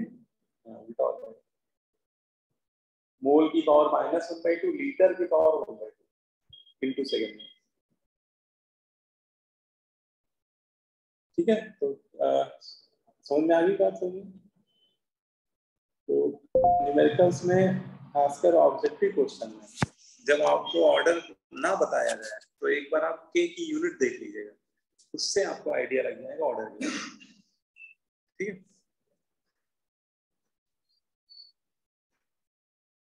है ना क्लियर। एक क्वेश्चन जैसे ये करते हैं, जैसे ये क्वेश्चन है, इसको एक बार रीड करिए सभी लोग। इसमें एक रिएक्शन है ट्वाइस ऑफ NO2 से N2O2 बनता है ना, एक रिएक्शन दी हुई है आपको, और उसका रेट एक्सप्रेशन भी दिया हुआ, minus the rate of disappearance दिया NO2 का बराबर के NO2 की पावर n, और रेट कांस्टेंट की वैल्यू दी है, यूनिट ये दी हुई है ना। फिर कह रहा है rate of formation of oxygen, oxygen का रेट ऑफ फॉर्मेशन दिया हुआ है आपको, और molar concentration of NO2, NO2 का मोलर कंसंट्रेशन पूछ रहा है, ठीक है। तो इस क्वेश्चन में कहीं उसने ऑर्डर बताया ही नहीं, यहाँ तक कि देखो रेट ला भी लिख के दिया ना, तो उसमें क्या बदमाशी की, NO2 की पावर भी क्या लिख दिया है n, है ना, यहाँ से भी नहीं पता चल रहा है। तो यहाँ हमें इसकी यूनिट से पता लगाना पड़ेगा, के की यूनिट देखो क्या है, mole inverse litre second inverse, बताओ क्या ऑर्डर होगा, सेकेंड ऑर्डर। इससे ये पता लग गया कि ये रिएक्शन सेकेंड ऑर्डर की, ठीक है। अब पूरा क्वेश्चन कर ही लेते हैं जब जितना कर ही लिया। तो अच्छा, तो ये रिएक्शन सेकेंड ऑर्डर की है, ये पता लग गया, ठीक है। तो इसका रेट ला में अब n बराबर क्या रख देंगे 2, है ना। और हमसे rate of formation of oxygen दिया हुआ है। किसका रेट ऑफ फॉर्मेशन दिया? ऑक्सीजन का। और हमें मोलर कंसंट्रेशन किसका पूछ रहा है? NO2 का। अब देखो मोलर कंसंट्रेशन तो इसके रेट ला में छुपा हुआ है, ठीक है, लेकिन इसका रेट ला डिपेंड कर रहा है rate of disappearance of NO2 पे। और दिया है rate of formation of O2। तो अब हम लोग इस इक्वेशन को देख के लिख लेंगे अपना इक्वेशन, रेट ला एक्सप्रेशन है ना। तो माइनस डी क्या होगा, देखो NO2 के कोफिशिएंट 2 है ना, तो माइनस 1/2 डी डिफरेंशियली लिख देते हैं dNO2/dt, और O2 के रिस्पेक्ट में लिखते हैं। तो O2 का कोफिशिएंट तो 1 है, 1/1 × dO2/dt। और ये आपको दिया हुआ है O2 का फॉर्मेशन का रेट दिया हुआ है, तो ये वैल्यू रख देते हैं। तो हमें NO2 का रेट ऑफ डिसअपीयरेंस की वैल्यू मिल जाएगी, है ना। इसका 2 इधर ले आओ राइट हैंड साइड पे, ये 2 जो है ना बेटा, इसको इधर क्रॉस मल्टीप्लाई करो। Excuse me sir. हाँ बोलो सर, ये जो रेट लॉ है ये उस पर डिपेंड नहीं करता ना कि एलिमेंट्री रिएक्शन है कि नहीं, जैसे ये हमें नहीं पता ना यहाँ पे एलिमेंट्री रिएक्शन है कि नहीं। हाँ, ये हाँ रेट लॉ जो होता है ना, वो इस पे डिपेंड नहीं करता है कि रिएक्शन एलिमेंट्री है ना। उसमें बेटा जो भी कोफिशिएंट है बस उसका रेसिप्रोकल करते जाइए और सबके रेट बराबर करते जाइए, है ना, उसका उससे कोई लेना देना। तो बेटा हम लोग ने NO2 का रेट ऑफ डिसअपीयरेंस निकाल लिया। अब ये वैल्यू उठा के सीधे इसके इस रेट ला में रख देंगे, है ना। तो ये रेट ला जो दिया हुआ है माइनस dNO2/dt इक्वल टू क्या दिया हुआ K, और NO2 का कंसंट्रेशन होल पावर 2, क्योंकि ऑर्डर हम लोग ने पता लगा ही लिया 2, और ये वैल्यू रख देंगे 3 × 10⁻⁴। रेट कांस्टेंट की वैल्यू उसने दे ही रखी थी ऑलरेडी, है ना। तो यहाँ से NO2 का कंसंट्रेशन आपको मिल जाएगा, तो वही पूछ रहा है आपसे, बताओ कितना है। हो रहा है ना सर, बस ये बता दीजिए 2 n=2 प्लस सर बता दीजिए। ठीक, अब ये आप लोग गणित लगाओ, बताओ कितना आ रहा है। हाँ बेटा, कहाँ नहीं समझ में आया? Sir n=2। अच्छा, n=2। ये देखो मैंने यूनिट देखा, ये रेट कांस्टेंट जो दिया है ना बेटा, तो इसकी यूनिट अगर आप देखो तो दी है mole inverse litre second inverse, और ये जो यूनिट आती है वो सेकंड ऑर्डर के लिए आती है, mole inverse litre time inverse. इससे हमें आइडिया लग गया कि इस रिएक्शन का ऑर्डर हमारा क्या है, 2 है ना। फिर मैंने क्या किया, ये n की वैल्यू जो 2 आई है वो मैंने इसके रेट ला में सब्स्टिट्यूट कर दिया, ठीक है। तो हमारा रेट ला आ गया माइनस dNO2/dt बराबर KNO2, ठीक है। अब मुझे ये चाहिए, अगर मुझे NO2 का कंसंट्रेशन निकालना है तो हमें rate of disappearance of NO2 की वैल्यू चाहिए, लेकिन वो हमें दे क्या रहा है, देखो वो आपको डायरेक्ट नहीं दे रहा, वो आपको ऑक्सीजन का रेट ऑफ फॉर्मेशन दे दिया उसने, rate of formation of oxygen. तो मैंने वो नहीं इक्वेशन सबसे शुरुआत में पढ़ी थी हम लोगों ने, डिफरेंशियल रेट ला कैसे लिखते हैं, वो मैंने डिफरेंशियल रेट ला NO2 और O2 के रिस्पेक्ट में लिख दिया, है ना। उसमें कोफिशिएंट को उल्टा करके लिखते थे ना, रेसिप्रोकल करके, -1/2 dNO2/dt बराबर O2 का ऑक्सीजन 1 है, तो इसमें तो कोई दिक्कत वाली बात नहीं। तो यहाँ पे O2 का रेट ऑफ फॉर्मेशन की वैल्यू मैंने रख के इसका निकाल लिया, NO2 का रेट ऑफ डिसअपीयरेंस, और इसकी वैल्यू रेट ला में रख के ओके की वैल्यू दी ही हुई थी, इससे NO2 का कंसंट्रेशन आ गया, ठीक है। वही आपका पूछ रहा था। ऑप्शन डी, इसमें क्या आएगा, ऑप्शन बी आ रहा है, लास्ट डी 0.1 का स्क्वायर रूट, मतलब 1/10 का स्क्वायर रूट, अगर सही बोला जाए। हाँ तो सही आ रहा है, 1/10 लगभग 10/100 कर लीजिए। हाँ 10/100 कर लीजिए, 10 तो 10/√10 रूट 3.16 होता है, 10/√3.16 उतना ही लगभग आ गया, 0.3 समथिंग। हाँ अब वो तुम लोग मैथ तुम लोग जानते हो यार वो तो कर ही लोगे, उसमें आप लोग अपनी क्रेडिट लगाओगे भी है। चलो अच्छा है ना, तो ये हम लोग ने पहला केस पढ़ लिया, लेकिन अभी हम लोगों ने शुरुआत में डिस्कस किया था सेकंड ऑर्डर रिएक्शन में दो केस होते हैं, है ना। हाँ, जिसमें दो रिएक्टेंट होते हैं और दोनों रिएक्टेंट के रिस्पेक्ट में इंडिविजुअल फर्स्ट ऑर्डर होता है। तो अब वो वाला भी कर लेते हैं, ये वाला भी इम्पोर्टेंट है केस, है ना। देखो सेकेंड केस में आते हैं, तो इसमें पहले हम लोग एक जनरल रिएक्शन मान लेते हैं कि A प्लस बी से प्रोडक्ट बन रहा है, और ये रिएक्शन A के रिस्पेक्ट में भी फर्स्ट ऑर्डर है और B के रिस्पेक्ट में, मतलब दोनों रिएक्टेंट के रिस्पेक्ट में इंडिविजुअली फर्स्ट ऑर्डर है। अब देखो t=0 पे रिएक्टेंट A का कंसंट्रेशन स्मॉल a मान लिया है मैंने और B का स्मॉल b मान लिया। इस समय प्रोडक्ट बना नहीं है तो 0। फिर t=t पे अगर मुझे x के टर्म में लिखना हो तो बताओ क्या लिखें, a के कितने लिख दें, a माइनस, ठीक, गुड। b के b माइनस प्रोडक्ट के, ठीक है, तो ये आपने लिख दिया। अब फिर हम लोग जैसे डेरिवेशन करते हैं तो सबसे पहले लॉ ऑफ मास एक्शन ही लिखते हैं, है ना। तो अगर इसमें लॉ ऑफ मास एक्शन लगाते हैं तो रेट प्रोपोर्शनल हो जाएगा रिएक्टेंट के एक्टिव मासेस पे, है ना। तो रिएक्टेंट आपका A है बेटा और B भी है, तो दोनों के रिस्पेक्ट में ऑर्डर 1 तो वो कंसंट्रेशन की पावर में ऑर्डर लिख दिया मैंने 1, ठीक है। अब देखो अगली लाइन में मैंने रेट को लिख दिया dx/dt, ठीक है। अब एक बात मुझे ये बताओ कि मुझे यहाँ माइनस लगाना चाहिए कि नहीं लगाना चाहिए, कि प्लस लिखना चाहिए। जैसे मैं रेट को मैं dx/dt यहाँ लिख रहा हूँ, नो सर, यहाँ पे x मैंने ले लिया एक्चुअली रेट ऑफ प्रोडक्शन, है ना, प्रोडक्ट का कंसंट्रेशन है, और टाइम बढ़ने पे x बढ़ रहा है, इसलिए मुझे प्लस साइन के साथ लिखना है, ठीक है। तो यहाँ पे माइनस लगाने में गड़बड़ हो जाएगा, यहाँ पे प्लस ही, ठीक है। अब देखो प्रोपोर्शनलिटी साइन हटाएंगे तो कांस्टेंट k आ जाएगा, और किसी t टाइम पे जब हम लोग लिख रहे हैं रेट इसका, उस समय a का कंसंट्रेशन कितना हो गया, a माइनस, है ना। क्योंकि ये जो कंसंट्रेशन, ये जो रेट ला होता है ना, ये आपको पल पल की जानकारी देता रहता है। जिस टाइम पे आप इसको लिख रहे होंगे ना, उसी टाइम के कंसंट्रेशन आपको सब्स्टिट्यूट करने पड़ेंगे, है ना। तो किसी t टाइम पे इसका रेट अगर dx/dt है ना, तो उस समय a का कंसंट्रेशन कितना है, a माइनस है, और b का उस समय b माइनस, ठीक। ये आपकी डिफरेंशियल इक्वेशन सही है। हाँ बोलो बेटा। सर ये फिर से बता दीजिए, प्लस क्यों लिखना,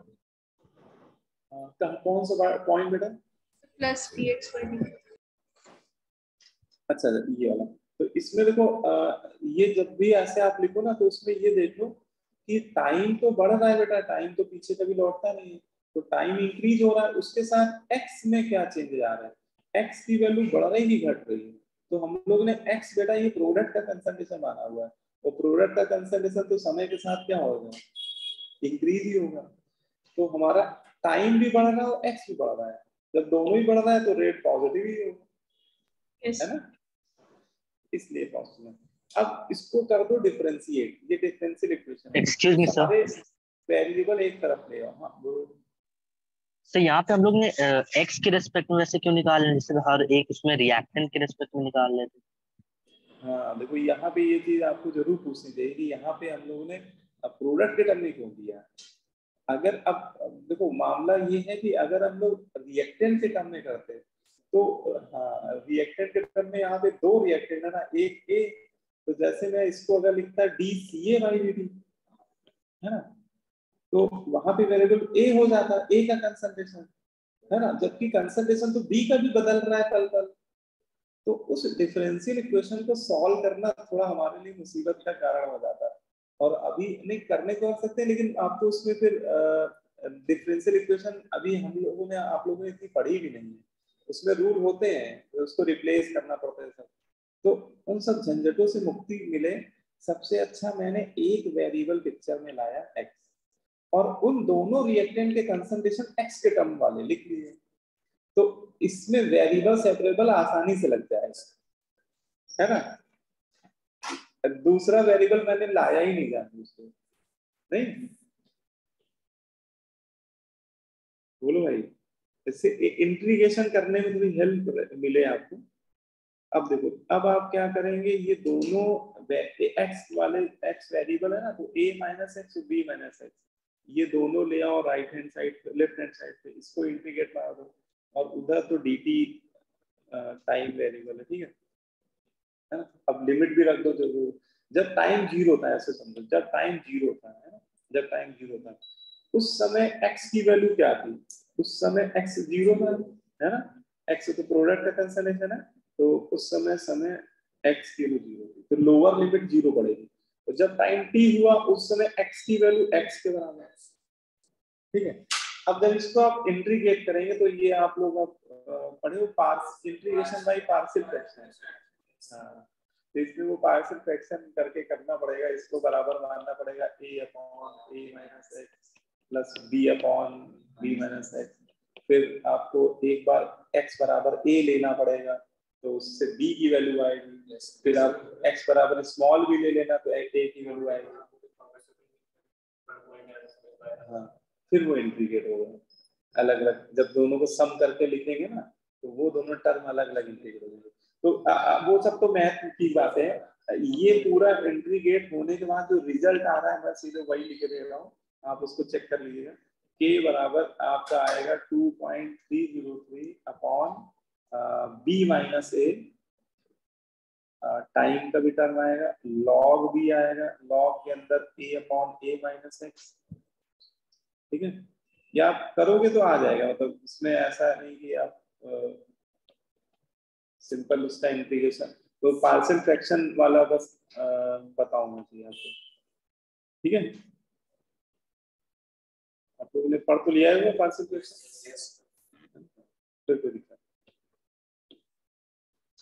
ये बनेगा, तो आप डायरेक्ट ये लिख लो, k बराबर 2.03 log a upon a minus x और b minus x upon b, ठीक है। ये आता है, ये एक्सप्रेशन तब आ रहा है जब रिएक्शन सेकंड ऑर्डर की है, लेकिन दोनों रिएक्टेंट के रिस्पेक्ट में इंडिविजुअल फर्स्ट ऑर्डर है, दोनों रिएक्टेंट के रिस्पेक्ट में इंडिविजुअल फर्स्ट ऑर्डर।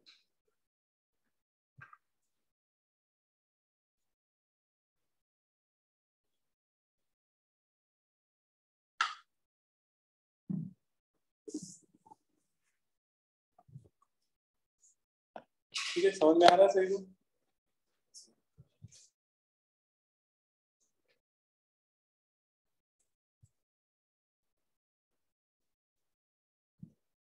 सार्थक श्रीवास्तव, तुम भी ऑनलाइन आने लगे? यस सर, अभी थोड़ा पेपर चल रहे थे ना। अच्छा,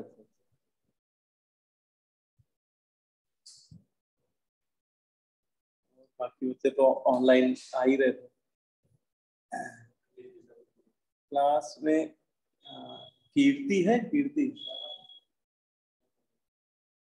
कीर्ति बेटा,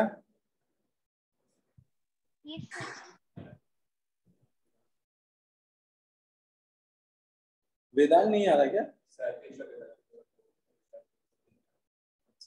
हाँ, पेपर पर चल रहे हैं, हो सकता है इस समय कल तक सुबह पेपर नहीं चल रहे। अब आगे बढ़ते, चलो सूडो ऑर्डर रिएक्शन। सर एक मिनट ऊपर कर दीजिए। तुषार बेटा सब बढ़िया चल रहा है? यस इस संडे टेस्ट है, एमसीटी है आप लोगों का। अच्छा, उसमें सिलेबस में ORM2 गलत आ गया है, उसमें आप लोग ये मत सोचिएगा ORM2 आएगा, वो नहीं आएगा, है ना। किन का एक्टिव डी ब्लॉक हमने बोला था, हम लोगों ने लिख के दिया ही नहीं। डी ब्लॉक तो हो गया, पहले ही करा दिया था ना। Yes sir, done. Sir D block आएगा ना? डी ब्लॉक नहीं आएगा, डी ब्लॉक है नहीं ना उसमें, सीक्वेंस में शायद डी ब्लॉक काइनेटिक्स के बाद में लिखा हुआ है ना। तभी वो केमिकल काइनेटिक्स पढ़ा हुआ था उसमें, भाई डीप ब्लॉक नहीं है उसमें।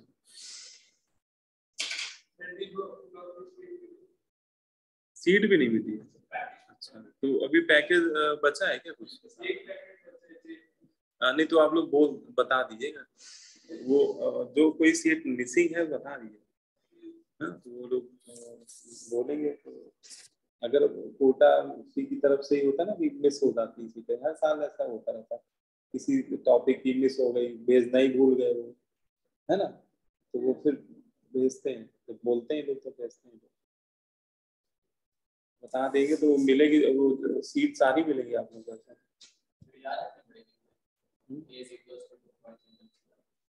देखो ये फॉर्मूला यहाँ याद ही रखना पड़ता है।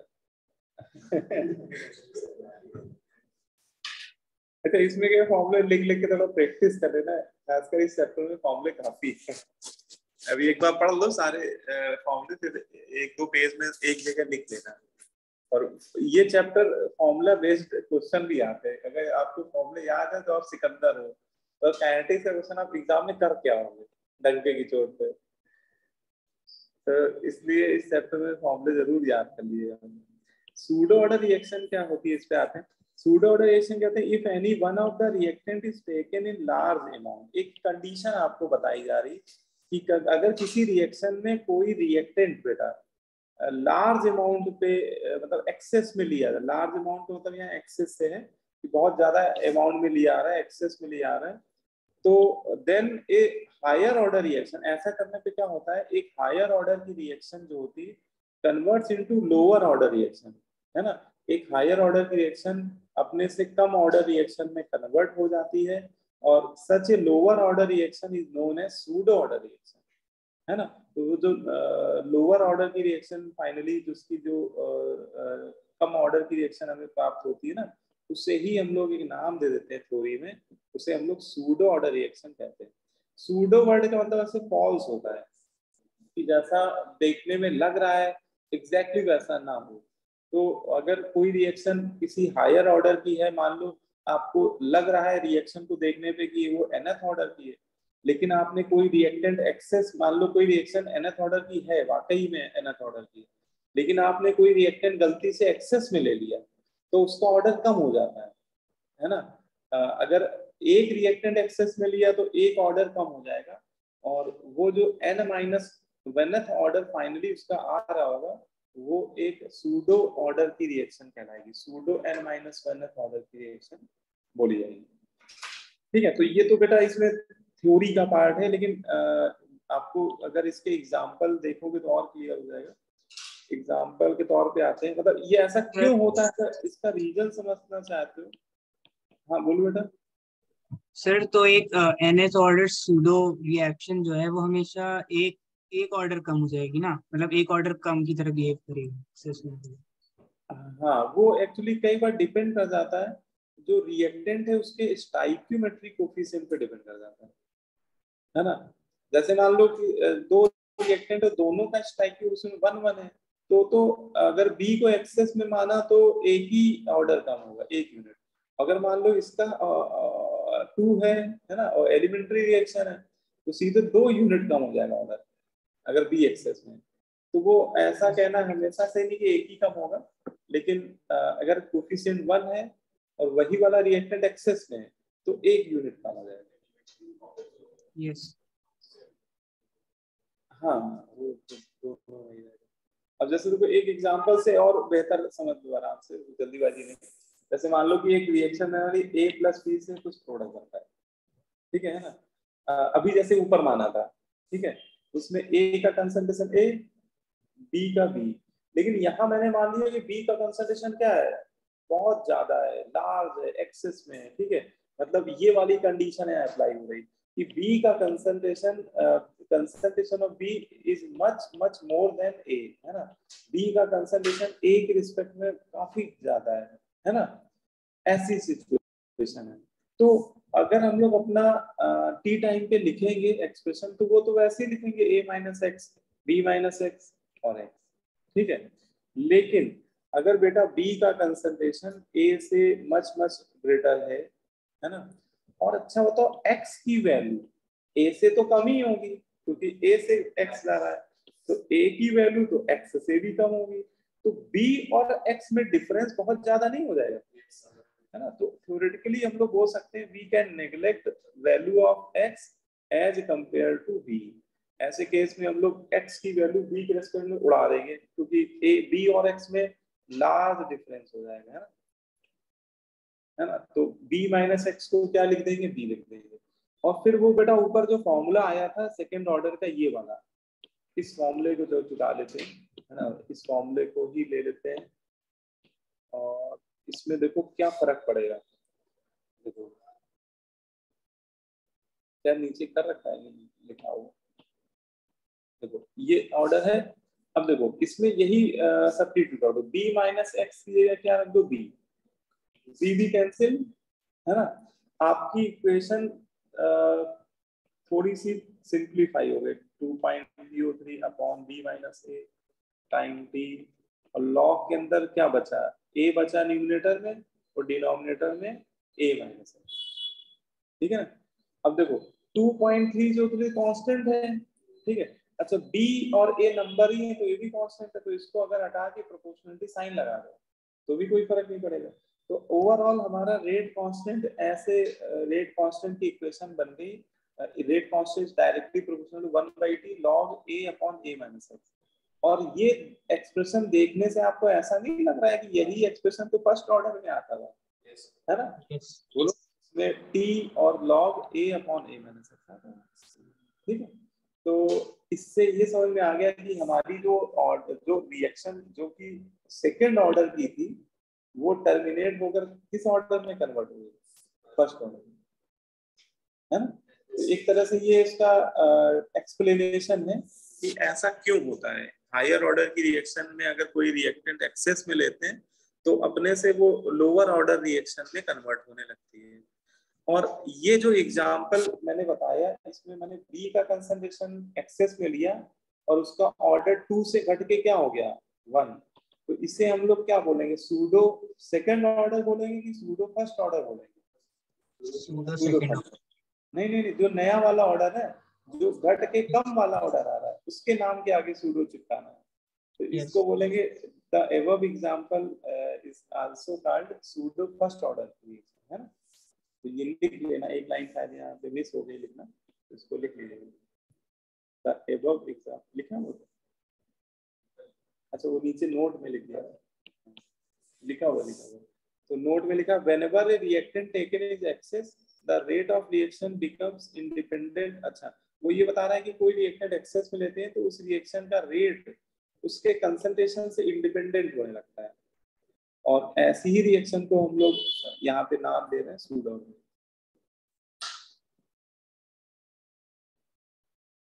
ठीक है,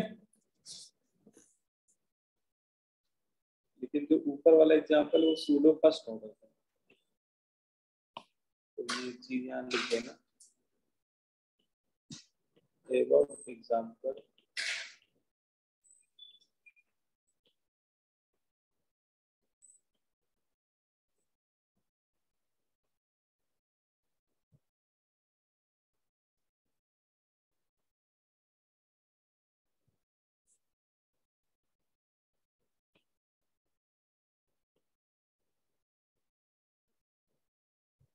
ठीक है।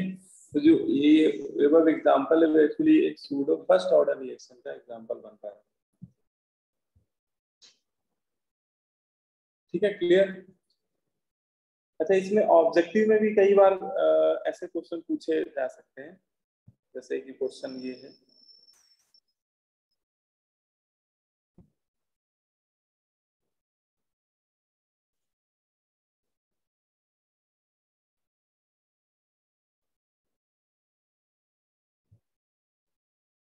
है ना। देखो ये वाला क्वेश्चन करना, इसको आपको बताना है। एक इसमें रिएक्शन है A + 2B से प्रोडक्ट बनता है कुछ, ठीक है, और उसके पड़ोस में उसी के सामने उसका रेट ला भी उसने लिख के दे दिया, ठीक है। रेट ला को देखने से समझ में आ रहा है कि ये रिएक्शन A के रिस्पेक्ट में फर्स्ट ऑर्डर है और B के रिस्पेक्ट में सेकंड ऑर्डर है ना। एक तरह से वो एलिमेंट्री ही है। फिर उसने एक condition they the, if reaction A is taken in excess, अगर वो बोल रहा है कि अगर इस रिएक्शन में रिएक्टेंट ए को एक्सेस में ले लिया जाए, then the reaction belongs to, उस सिचुएशन में रिएक्शन हमारी किस टाइप की होगी, pseudo first order, pseudo second order, pseudo third order, या none of these, pseudo second order. देखो बहुत बढ़िया। तो इस समय ऑर्डर इसका 3 है ना, इस समय बिल्कुल सही है, इस समय इसका ऑर्डर हमारा 3 है, इस समय ऑर्डर इसका 3 है,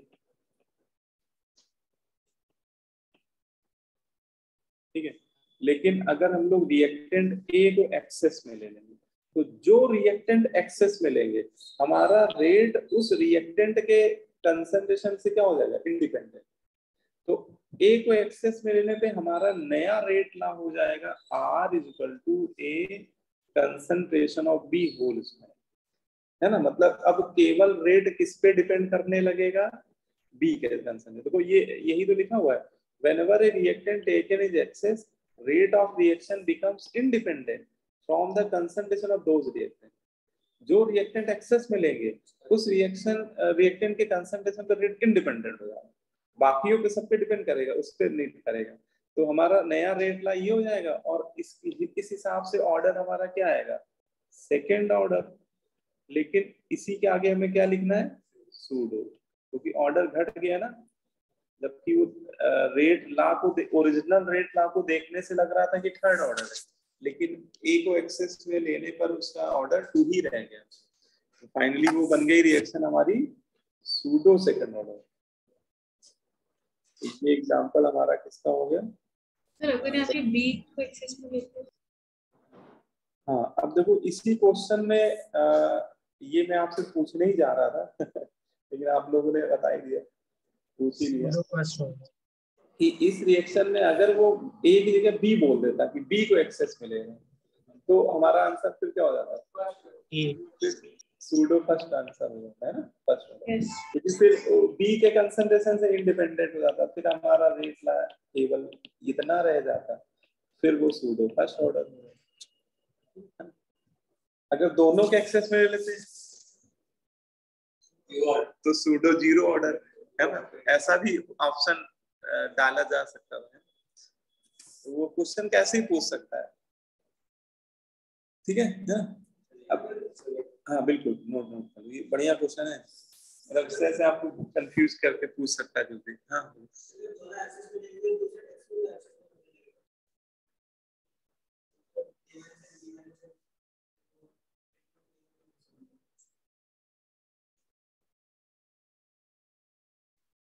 अच्छा, आपका कहना है अगर दोनों एक्सेस में ले लेंगे तो एक्स भी एक्सेस बनेगा, लेकिन हम लोग शुरुआत अगर इनिशियली देखें शुरुआत के टाइम में, तो एक्स की वैल्यू तो काफी कम रहेगी ए और बी के रिस्पेक्ट में।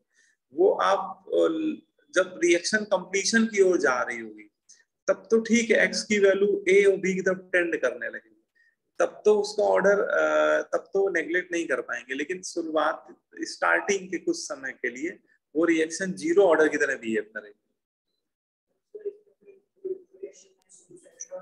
तो उसमें ऐसी लाइन फिर उसको शायद लिखनी पड़ेगी कि इनिशियली, है ना, इनिशियली स्टार्टिंग के कुछ टाइम के लिए अगर वो फोकस करेगा तब आंसर जीरो हो जाएगा, है ना।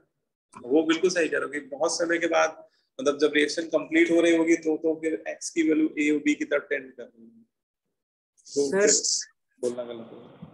हाँ सर अगर दोनों ही एक्सेस में ले लेंगे तो सर कोई भी एक दूसरे के रिलेटिव में ज्यादा नहीं होगा, तब तो सर वो कोई सूडो रिएक्शन नहीं। नहीं तो इसमें कंडीशन कुछ ऐसा देगा कि हम लोग उसको मैथमेटिकली जस्टिफाई कर पाएंगे, है ना। सर लंबे टाइम के बाद सर सारी रिएक्शंस क्या कहते हैं वो नॉर्मल ऑर्डर पे नहीं रिटर्न हो जाएंगे सर। बिल्कुल तो सही कह रहे हो, लंबे समय के बाद तो ये सारी जितनी भी सूडो ऑर्डर रिएक्शन है वो ओरिजिनल ऑर्डर की तरह बिहेव करने लगेगी, है ना। लेकिन इस तरह के क्वेश्चन जो पूछे आते हैं वो इनिशियली कुछ समय के लिए वो रिएक्शन लोअर ऑर्डर की तरह बिहेव करेगी, है ना। एक्सक्यूज मी सर, सर ये जो आपने भी बताया कि लंबे समय के बाद वो ओरिजिनल ऑर्डर की तरह मतलब बिहेव करने लगती है, ऐसा क्यों रहेगा? बस इसे बता दीजिए। उसमें फिर वही बात है ना कि जो नेग्लेक्शन है, जैसे हम लोग ने यहाँ पे नेग्लेक्शन किया था कि x की वैल्यू b के रिस्पेक्ट में नेग्लेक्ट कर दी थी। तो शुरुआत में तो ठीक है, x की वैल्यू जैसे शुरुआत में 0.001 है और b की वैल्यू मान लो 10,000 है, तो ये नेग्लेक्ट हो जाएगा। लेकिन जैसे से ये रिएक्शन फॉरवर्ड दौड़ेगी तो x वैल्यू बढ़ेगी, और ये बढ़ते बढ़ते बढ़ते जब रिएक्शन कंप्लीट होने को जा रही होगी तो x की वैल्यू उस समय अच्छी खासी हो गई होगी, मान लो ये हो गई 9,000 है ना, तो फिर उस समय ये नेग्लेक्शन वैलिड नहीं होगा, है ना। b माइनस एक्स को b लिखना फिर तो काफी एरर आने लगेगी इस नेग्लेक्शन। Okay sir. यहाँ पे सर लिमिटिंग रिएजेंट वाला कॉन्सेप्ट नहीं लगेगा?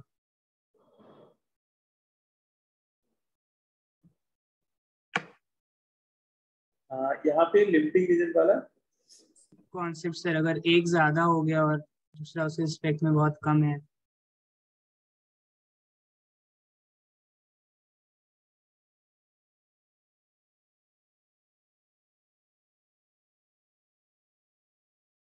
सर एक्स की वैल्यू मैक्सिमम तो ए ही हो सकती है ना, क्योंकि ए कम है।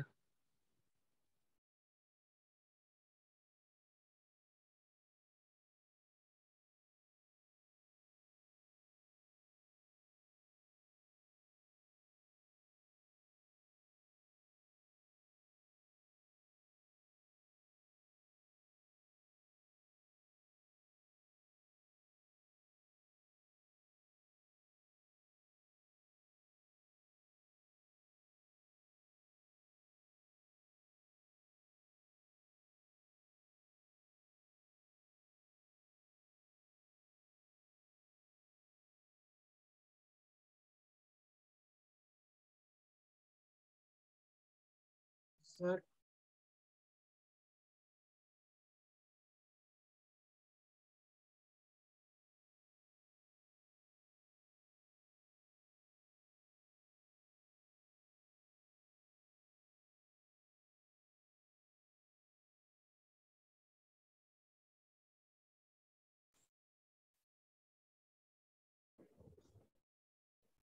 ठीक है बेटा, तो इसमें दो एग्जांपल आपसे अगर पूछ दिए जाए कभी कि right any two example of pseudo first order reaction, ठीक है, तो ये क्वेश्चन मतलब बोर्ड एग्जाम के लिए बहुत पॉपुलर क्वेश्चन है। तो ये दो रिएक्शन आप लोग रट्टा मार लो, एक इन्वर्जन ऑफ केन शुगर, ठीक है, केन शुगर का जो इन्वर्जन होता है ये reaction pseudo first order reaction, ठीक है।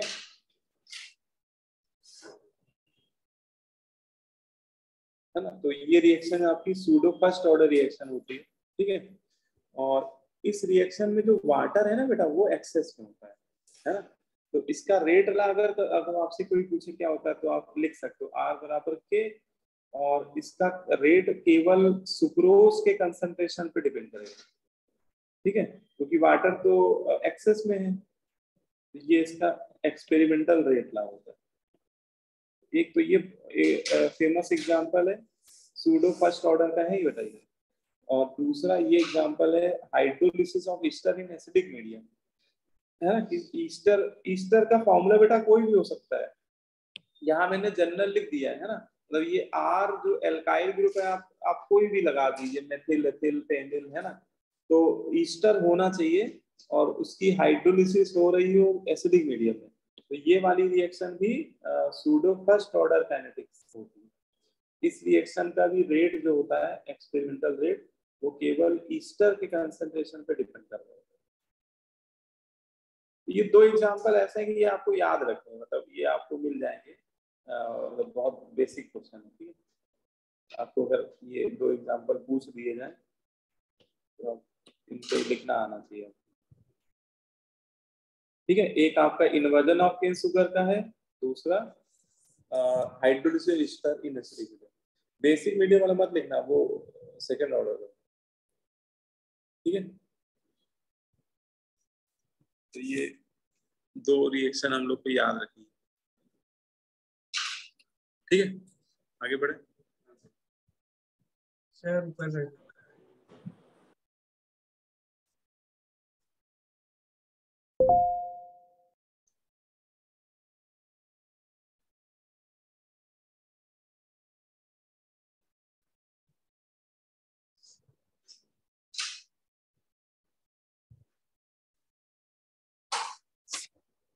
है ना। ऑनलाइन में इस समय बच्चे कम हो गए।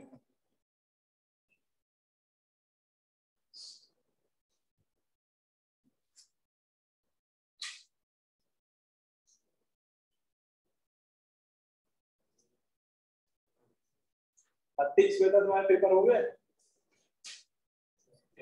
सर नवंबर में। सीबस में? अतीश तुम सीबस में हो? सर राजेंद्र नगर ब्रांच में। अच्छा, तो सीबस के तो बाद में ही पलक बेटा तुम्हारे हो गए पेपर?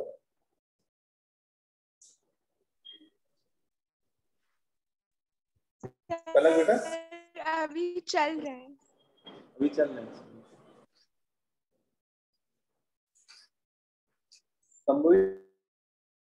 बेटा तुम्हारा सर चल रहे हैं। लग रहा है ये इस मंथ पेपर ही चलेंगे, है ना। अब देखो एक क्वेश्चन है a + 2b + c से प्रोडक्ट बन रहा है ना। एक आपको एक क्वेश्चन दिया गया है a + 2b + c एक रिएक्शन, उससे कोई प्रोडक्ट बन रहा है और इसका रेट ला आपको दे दिया है। देखो ये इसका रेट ला लिखा हुआ है r = k a⁴b + c और आपसे बोल रहा है डिटरमाइन ऑर्डर ऑफ रिएक्शन। ठीक है, अब इसमें कंडीशन बोल रखी है। पहली कंडीशन है reactant A is taken in excess. अगर देखो अगर वो डिटरमाइन ऑर्डर ऑफ रिएक्शन बोल रहा है और कोई कंडीशन नहीं दे रहा है तब तो ऑर्डर हम लोग क्या बोल रहे हैं, मतलब कोई कंडीशन, मतलब इनमें से कोई कंडीशन नहीं बोल रहा है तब तो ऑर्डर 4 हो जाएगा। लेकिन इस क्वेश्चन को 3 पार्ट में पूछा जा रहा है। पहले पार्ट में बोला जा रहा है if reactant A is taken in excess, मतलब A एक्सेस में, तो बताइए ऑर्डर क्या लिख रहे हैं यहाँ पे? Pseudo third order. ठीक है ना, सबको समझ में आ रहा है। ए एक्सेस में तो इस रिएक्शन का रेट ए के कंसंट्रेशन से इंडिपेंडेंट हो जाएगा, केवल बी और सी पे डिपेंड करेगा। तो बी की पावर 2 है और सी की पावर 1 है तो थर्ड हो गया। लेकिन ऑर्डर कम हो गया, 4 से थर्ड हो गया, तो सूडो लिखना जरूरी है यहाँ पे। अब फिर क्या है, अगर बी एक्सेस में ले लिया जाए reactant, pseudo first, pseudo second, अब सूडो सेकंड ऑर्डर आएगा 1 + 1 2, है ना। तो अभी भी ऑर्डर कम हो गया, ओरिजिनल ऑर्डर से कम हो गया, मतलब अभी सूडो लिखना होगा, लेकिन सूडो सेकंड ऑर्डर बोलेंगे। और अगर बी सी दोनों ही एक्सेस में ले लिए गए सूडो फर्स्ट, है ना, तो ये सब क्वेश्चन ये मान के चलेंगे इनिशियली ही पूछ रहा है ना। वो इतना आप लोग मत सोचिएगा कि जब रिएक्शन कंप्लीट हो रही होगी तब क्या होगा। तो इस तरह के क्वेश्चन जो फ्रेम किए आते हैं वो इनिशियली उस टाइम के लिए ही पूछे ही जाते हैं, अंडरस्टूड होता है, ना भी बोले तो भी मान लेते हैं। तो ऐसे केस में फिर बेटा वो सूडो फर्स्ट ऑर्डर की तरह बिहेव करेगा। ठीक है,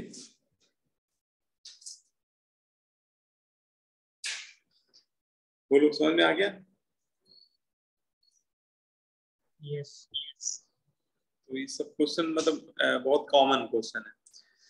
अब इसके बाद हम लोग नेक्स्ट टॉपिक पे आते हैं। तो सारे ऑर्डर हम लोग ने पढ़ दिए, ठीक है, जितने भी ऑर्डर के काइनेटिक्स के फॉर्मूले हैं वो पढ़ दिए।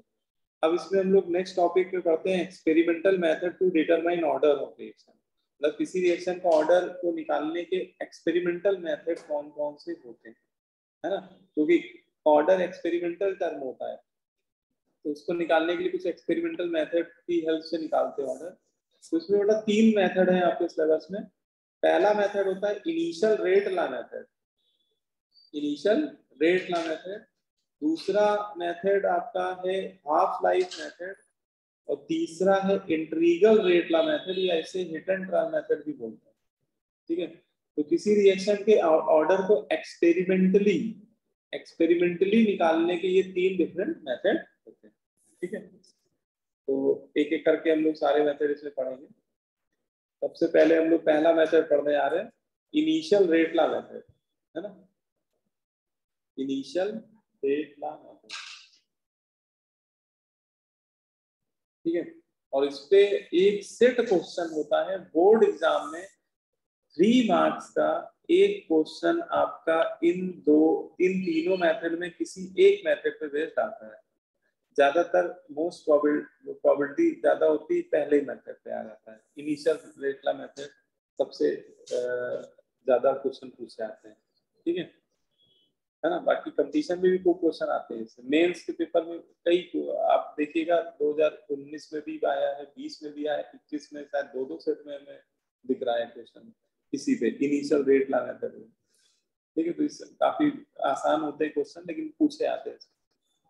देखो क्या होता है मेथड, तो एक मान लेते हैं कि रिएक्शन ए रिएक्टेंट है और उससे बी प्रोडक्ट बनता है, ए दिस गिव बी, है ना, और हमें इसका ऑर्डर पता नहीं, तो मैंने मान लिया कि इसका ऑर्डर m है और लॉ ऑफ मास सेक्शन के अकॉर्डिंग मैंने लिख दिया r is proportional to a की पावर m, है ना, और प्रोपोर्शनल साइन आया तो के रेट कांस्टेंट आ गया के, तो ये अभी मैंने इसका जनरल रेट ला इक्वेशन लिख दी।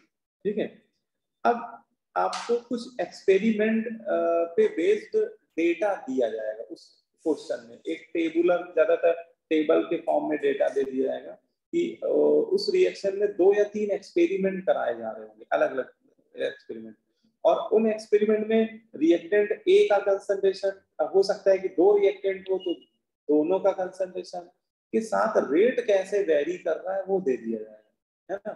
तो अभी मैंने थ्योरी में मान लिया है कि किसी एक एक्सपेरिमेंट में जब ए का कंसंट्रेशन A1 था, है ना, किसी फर्स्ट एक्सपेरिमेंट में, है ना, ये बोल रहे हैं इन फर्स्ट एक्सपेरिमेंट, ठीक है, उसमें वो आपको डेटा दिया जाएगा एक्सपेरिमेंट का।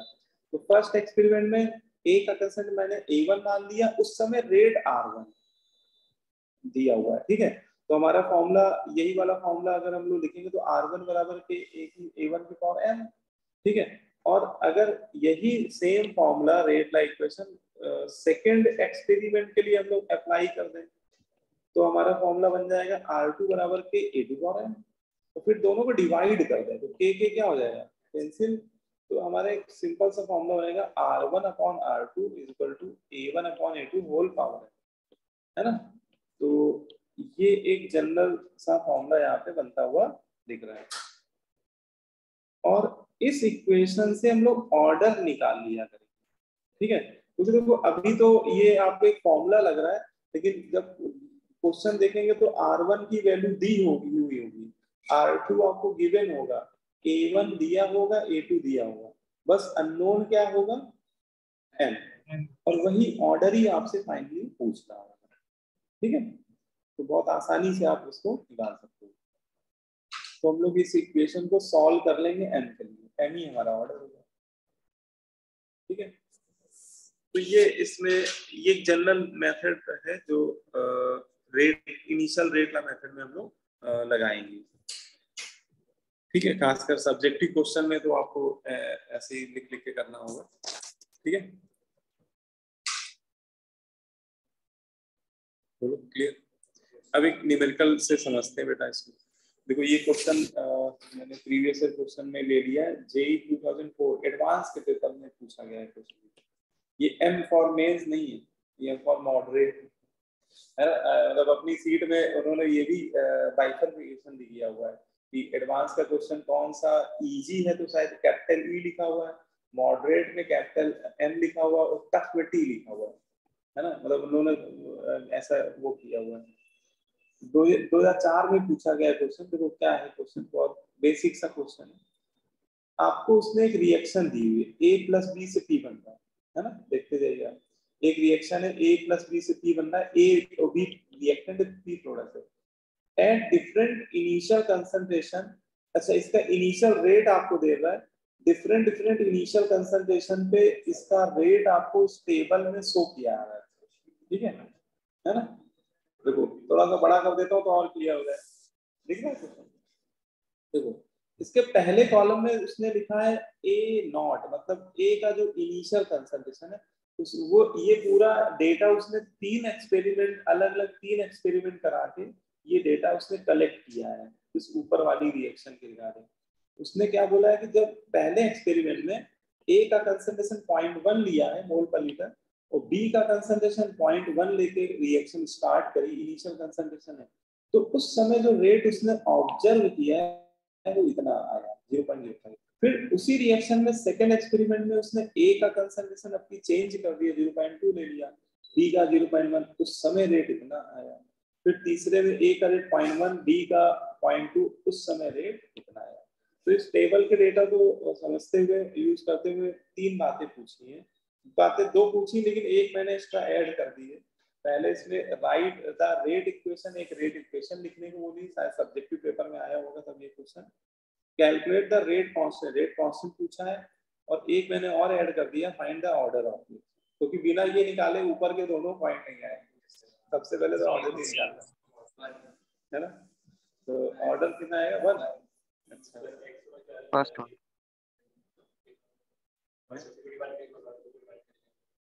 हाँ तो हाँ एक्स वाई 1 आ जाएगा, थोड़ा बड़ा कर है ना। तो इसको देखो सब्जेक्टिव, अगर मान लो यही क्वेश्चन आपका सब्जेक्टिव पेपर में आ रहा है, बोर्ड एग्जाम में आ गया, तो उसको करने का तरीका पहले बताता। फिर ऑब्जेक्टिव में तो ये क्वेश्चन, ऐसे क्वेश्चन आप ओरली भी कर सकते हो। ऑब्जेक्टिव में तो ऐसे क्वेश्चन आप बिना कलम चलाए भी कर सकते हो। तो सब्जेक्टिव में क्या करेंगे, पहले हम लोग क्या लिखेंगे, apply law of mass action. इस रिएक्शन का रेट लिख देंगे, ए के कंसंट्रेशन पे डिपेंड कर रहा है, बी पे डिपेंड कर रहा है, दो ही रिएक्टेंट है ना, और उनकी ऑर्डर अपने मन से कुछ मान लेंगे एम, और वही निकालना भी हम लोग, ठीक है। फिर हम लोग इस फॉर्मूले को हम लोग किसी 2 एक्सपेरिमेंट पे लगा देंगे, है ना, और 2 एक्सपेरिमेंट के लिए लगा के दोनों इक्वेशन को डिवाइड कर देंगे। तो डिवाइड करने पे हमें इक्वेशन जो मिलेगी वो मैं लिख रहा हूँ। तो R1 अपॉन R2, अच्छा के तो कैंसिल हो जाएगा, A1 upon A2, A1 upon A2, ऐसा करो होल पावर कर दो इसकी, A1 upon A2 whole power M, A1 upon A2 whole power M, और B1 upon B2 whole power M, ठीक है। ऐसे हमने लिख दिया। देखो सब्जेक्टिव में थोड़ा लिख के दिखाना पड़ेगा आपको, तो ऐसे आप लिख दीजिएगा। अब इसके आगे का जो खेल है वो आपको समझना है। इतना करने बाद हम लोग क्या करेंगे, जब देखो एक से ज्यादा रिएक्टेंट होते हैं, जैसे मान लो यहाँ पे मैंने बताया था एक ही रिएक्टेंट है, तो यहाँ तो सीधा सीधा आ जाएगा कंपेयर करने पे। लेकिन जब एक से ज्यादा रिएक्टेंट होते हैं तो इसमें थोड़ा सा आपको समझदारी से काम लेना होता है। इन 3 एक्सपेरिमेंट में आप ऐसे 2 एक्सपेरिमेंट सिलेक्ट करें जिसमें किसी एक रिएक्टेंट का कंसंट्रेशन कांस्टेंट हो, मतलब बदल ही ना रहा हो, है ना। ऐसा करने पे आपको कुछ बहुत इजी हो जाएगा। तो इसमें देखो आप जैसे पहला और चलो दूसरा एक्सपेरिमेंट पढ़ते हैं, पहला दूसरा, तो इसमें B का कंसंट्रेशन कांस्टेंट है, चेंज ही नहीं हो रहा है ना। अच्छा B का अगर किसी रिएक्टेंट का कंसंट्रेशन कांस्टेंट है तो उस रिएक्शन का रेट उसके कंसंट्रेशन से क्या हो जाएगा, इंडिपेंडेंट हो जाएगा, ठीक है। तो B पे तो डिपेंड नहीं करेगा। अब देखो वही नीचे वाला फॉर्मूला ही अगर लगा जाए तो देखो फर्स्ट और सेकंड एक्सपेरिमेंट में तो A1 पड़ जाएगा कितना, A1 पड़ जाएगा 0.1, देखना A2 पड़ गया 0.2 होल पावर M। अच्छा B1 B2 बराबर ही है तो वो तो कैंसिल होके 1 ही आ जाएगा, और बराबर रेट इधर कितना है 0.05 डिवाइडेड बाय 0.10, ठीक है।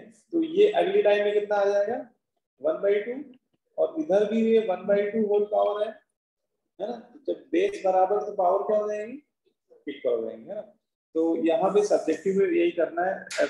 आपने क्या किया, फर्स्ट और सेकंड एक्सपेरिमेंट के लिए लगा दिया ये इक्वेशन। तो हमारी क्या बन गई, R1 हो गया 0.05, R2 हो गया 0.10 बराबर A हो गया 0.1, B हो गया 0.2 होल पावर है। तो B1 B2 सेम ही ले लिया था तो वो तो पिक्चर से गायब हो जाएगा। और यहाँ पे ये 1/2 आ गया लेफ्ट हैंड साइड पे, और राइट हैंड साइड में भी उसका डबल ही दिख रहा है, तो उससे m की वैल्यू क्या आ गई।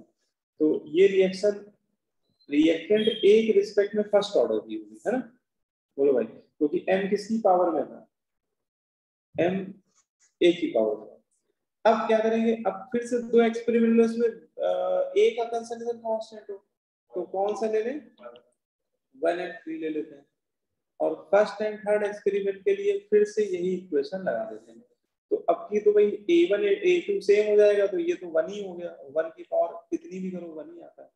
और B1 B2 के लिए रख देंगे यहाँ पे, देखो क्या आता है हमारा। इसके बाद देखो क्या करेंगे, D1 B2 रेट देख लो फर्स्ट का 0.005 0.0 अच्छा रेट सर 0.05 डिवाइड बाय 0.05 हाँ बोलो बेटा सर बेटा कुछ कह रहे बताओ सर वो आर को सर मैं वो रेट कांस्टेंट मान लिया है ना तो अगर मैंने सेकंड और थर्ड एक्सपेरिमेंट के लिए लगाया मतलब फर्स्ट एंड थर्ड के लिए तो ये इक्वेशन आई अब इसको कैसे करोगे सॉल्व n equal to 0 हाँ गुड तो भैया यहाँ 1 को तो आप हाफ की पावर 0 लिख दो ठीक है तो बेस बराबर करने होते हैं बेस बराबर कहीं पावर कंपेयर होगी तो यहाँ n की बराबर n की रिस्पेक्ट में ऑर्डर 0 तो इससे पता लग गया कि ये रिएक्शन रिएक्टेंट A के रिस्पेक्ट में फर्स्ट ऑर्डर की है B के रिस्पेक्ट से तो इसका ओवरऑल ऑर्डर क्या आ गया first ओवरऑल ऑर्डर हो जाएगा ओवरऑल ऑर्डर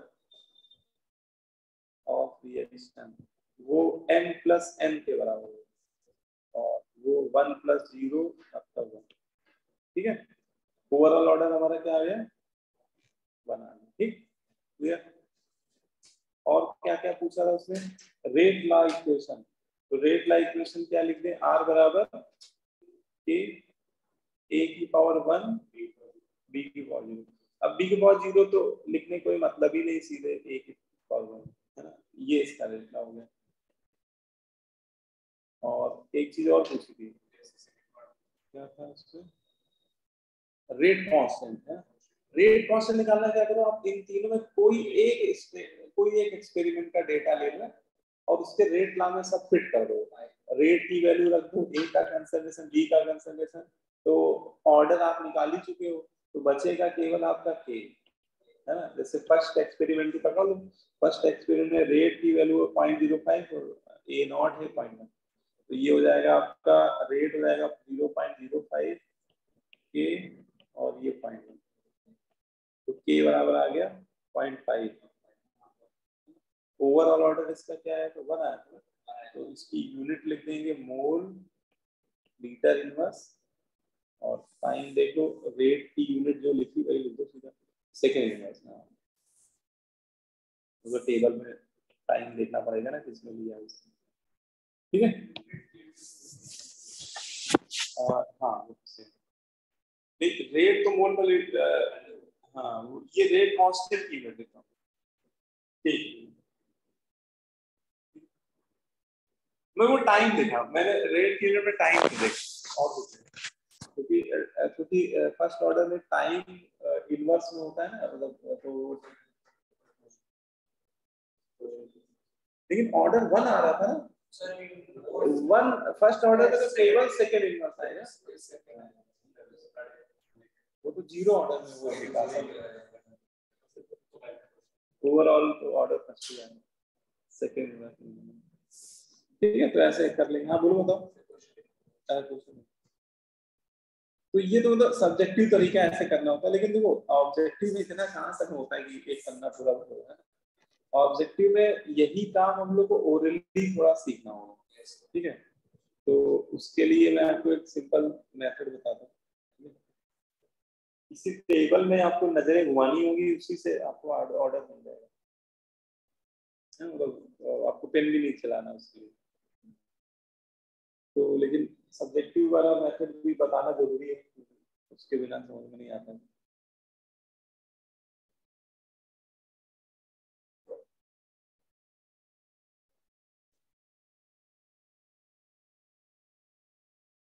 ठीक है देखो उसका मैं तरीका देखो ऑब्जेक्टिव करने का क्या तरीका है आप पहले जानबूझ के ऐसे 2 एक्सपेरिमेंट लेंगे जिसमें किसी एक रिएक्टेंट का कंसंट्रेशन क्या कांस्टेंट हो तो अब भले ही 2 रिएक्टेंट हो या 3 रिएक्टेंट हो आप पहले एक को तो पिक्चर से हटाई देना तो उस रिएक्शन का रेट केवल एक ही रिएक्टेंट के कंसंट्रेशन पे डिपेंड करेगा है ना अब देखो तो ऐसा कुछ इक्वेशन आपकी बनने लगेगी अब इसमें अगर मैं बोलूं कि A1 से A2 अगर कंसंट्रेशन डबल हो रहा है और रेट भी आप देख रहे हैं तो डबल दिख रहा है तो बताओ m की वैल्यू क्या होगी 1 डबल डबल और m की वैल्यू कंपेयर करेंगे तो 1 आएगा, ठीक है। तो इसका मतलब अच्छा मान लो कि कंसंट्रेशन 3 टाइम्स हो रहा है, ट्रिपल हो रहा है और रेट भी 3 टाइम्स हो रहा है, तो ऑर्डर 1 है, ठीक है।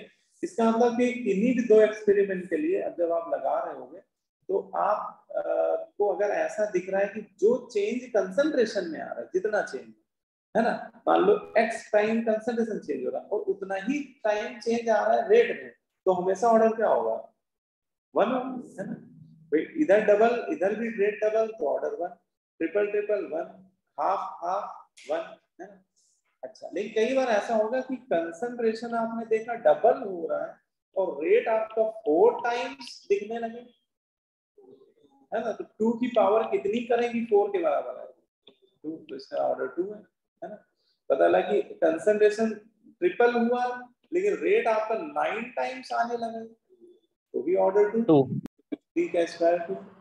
अच्छा आप ये बताओ कि कंसंट्रेशन 2 टाइम और रेट 16 टाइम्स अगर दिखने लगे कभी 4, तो रिएक्टेंट के रिस्पेक्ट में 4 ऑर्डर है ना। लेकिन अगर कभी ऐसा हो कि कंसंट्रेशन डबल हो रहा हो, रेट में नो चेंज आ रहा हो, रेट चेंज ही ना हो, 0 डिपेंडेंट। हाँ, क्योंकि उसमें कंसंट्रेशन पे डिपेंड ही नहीं कर रहा है रेट, तो ऐसा तो 0 ही ऑर्डर होता है। अच्छा ये होता अगर कंसंट्रेशन 2 टाइम्स हो रहा और रेट हाफ दिख रहा हो -1, है ना। तो यही चीज हमें बस देखनी है पेपर में, तो अब इतना समझ में तो आप कर लेगा। जैसे आप पहला और दूसरा एक्सपेरिमेंट पकड़े, सबसे पहले हम लोगों ने यही किया था पहला दूसरा एक्सपेरिमेंट, तो आप देखो कि A का कंसंट्रेशन डबल हो रहा है ना, पहला दूसरा देखना तीसरा में देखना, और B में तो कोई नो चेंज, B पे तो डिपेंड ही नहीं कर रहा, तो रेट कितने टाइम्स हुआ 0.05 से 0.1, 2 टाइम्स है ना, डबल। तो इधर A का कंसंट्रेशन डबल और रेट भी डबल, सेम सेम आ रहा है, तो ऑर्डर 1 हो गया, A के रिस्पेक्ट में ऑर्डर क्या हो गया 1, है ना। अब पकड़ते हैं फर्स्ट टू थर्ड एक्सपेरिमेंट, है ना। अब कौन सा लेते हैं, चलो फर्स्ट एंड थर्ड। तो फर्स्ट एंड थर्ड में देखो अब कि A का चेंज नहीं हो रहा, तो फर्स्ट टू थर्ड के केस में A पे डिपेंड नहीं करेगा, लेकिन B का तो चेंज कर रहा है बेटा। B का देखो कितने टाइम्स हुआ है, फर्स्ट से थर्ड आने पे B का कंसंट्रेशन बेटा डबल हुआ है ना, 0.1 से 0.2 हो रहा है। तो रेट देखो जरा, फर्स्ट का रेट देखो, थर्ड एक्सपेरिमेंट का रेट में चेंज आ रहा है, नो चेंज, मतलब रेट कांस्टेंट है। इसका मतलब B के कंसंट्रेशन से रेट क्या है, इंडिपेंडेंट 0, है ना। इसका मतलब B के रिस्पेक्ट में ऑर्डर 0 और A के रिस्पेक्ट में ऑर्डर 1, है ना। तो अब डायरेक्ट ये बहुत आसानी से हो रहा है। फिर उसमें हम लोग ऐसा करते हैं कि ऐसा 2 एक्सपेरिमेंट लगाते हैं इसमें किसी 2 रिएक्टेंट का कंसंट्रेशन कांस्टेंट हो, मतलब फाइनली एक पे ही हम लोग ये ऑपरेशन कर सकते हैं ना। तो इसमें मिलेगा एक क्वेश्चन मैंने लिया हुआ है, डी वाला देख लिया, जैसे ये क्वेश्चन बताओ, इसमें बस आप ऑर्डर ही बता दो, इसमें पूछी तो कई सारी बातें हैं लेकिन आप देख के बताओ, पहला दूसरा पकड़ो जरा, नहीं पहला दूसरा पढ़ने में फायदा नहीं, आप ऐसा एक्चुअली करो इसमें किसी एक का कांस्टेंट हो, चौथा और पांचवा। हाँ जैसे पहले ए को पकड़, ए की कांस्टेंट में तो ये दोनों है, तीसरा और चौथा है। अब देखो तो ये तो कांस्टेंट 0.1 से 0.5 कितने टाइम्स, 5 टाइम्स, बी का कंसंट्रेशन 5 टाइम्स, तो रेट कितने टाइम, 5 टाइम्स, ये पावर -3 दो तो 10 होगा, मतलब 5 टाइम्स आएगा ये, है ना। देखो अगर ये 5 टाइम्स हो तो ये भी 5 टाइम्स है, तो ए के रिस्पेक्ट में ऑर्डर 1 है ना, कंसंट्रेशन 5 टाइम और रेट भी 5 टाइम, है ना। तो ए के रिस्पेक्ट में ऑर्डर 1। अब बी, ऐसा कोई एक्सपेरिमेंट पकड़ो जिसमें बी का कांस्टेंट हो, तो 1 और 3 पकड़ने में तो बी पे तो डिपेंड ही नहीं कर रहा है। अब ए का देखो कितने टाइम, 5 टाइम्स, ए का कंसंट्रेशन 5 टाइम्स, तो रेट कितने टाइम्स, 5। ये भी पावर देख लेना, -3 लिखा हुआ, तो ये भी 5 टाइम्स आता है बेटा, 4 और 20 में 4 है ना 5 टाइम्स, तो इसका बी के रिस्पेक्ट में भी है ना, इसका मतलब दोनों के रिस्पेक्ट में ऑर्डर क्या आ गया 1, ओवरऑल ऑर्डर क्या आएगा 2। रेट कांस्टेंट निकालने के लिए क्या करेंगे, किसी एक एक्सपेरिमेंट के पकड़ के ये सारा डेटा फिट कर देंगे, रेट का ए का बी का बचेगा रेट कांस्टेंट, ऑर्डर निकाली चुके हैं, तो फिर उसमें कुछ बचता नहीं, क्वेश्चन फिर हो जाता है। चलो फिर हाफ लाइफ मेथड अगली क्लास में ही करेंगे, है ना, इसके और भी क्वेश्चन मिल जाएंगे सीट में, तो आप लोग करिएगा, ठीक है। चलिए फिर सर और कितने लेक्चर्स लेंगे चैप्टर के लिए? आज कौन सा लेक्चर था आज वाला? थर्ड। अभी 4 लेक्चर लग जाएंगे, 7 लेक्चर लगे थे सीमेंस में भी, है ना, तो 4 लेक्चर मान लो, तब पूरा इसमें रेडियो एक्टिविटी भी है ना, एक लेक्चर वही खा जाता है रेडियो एक्टिविटी।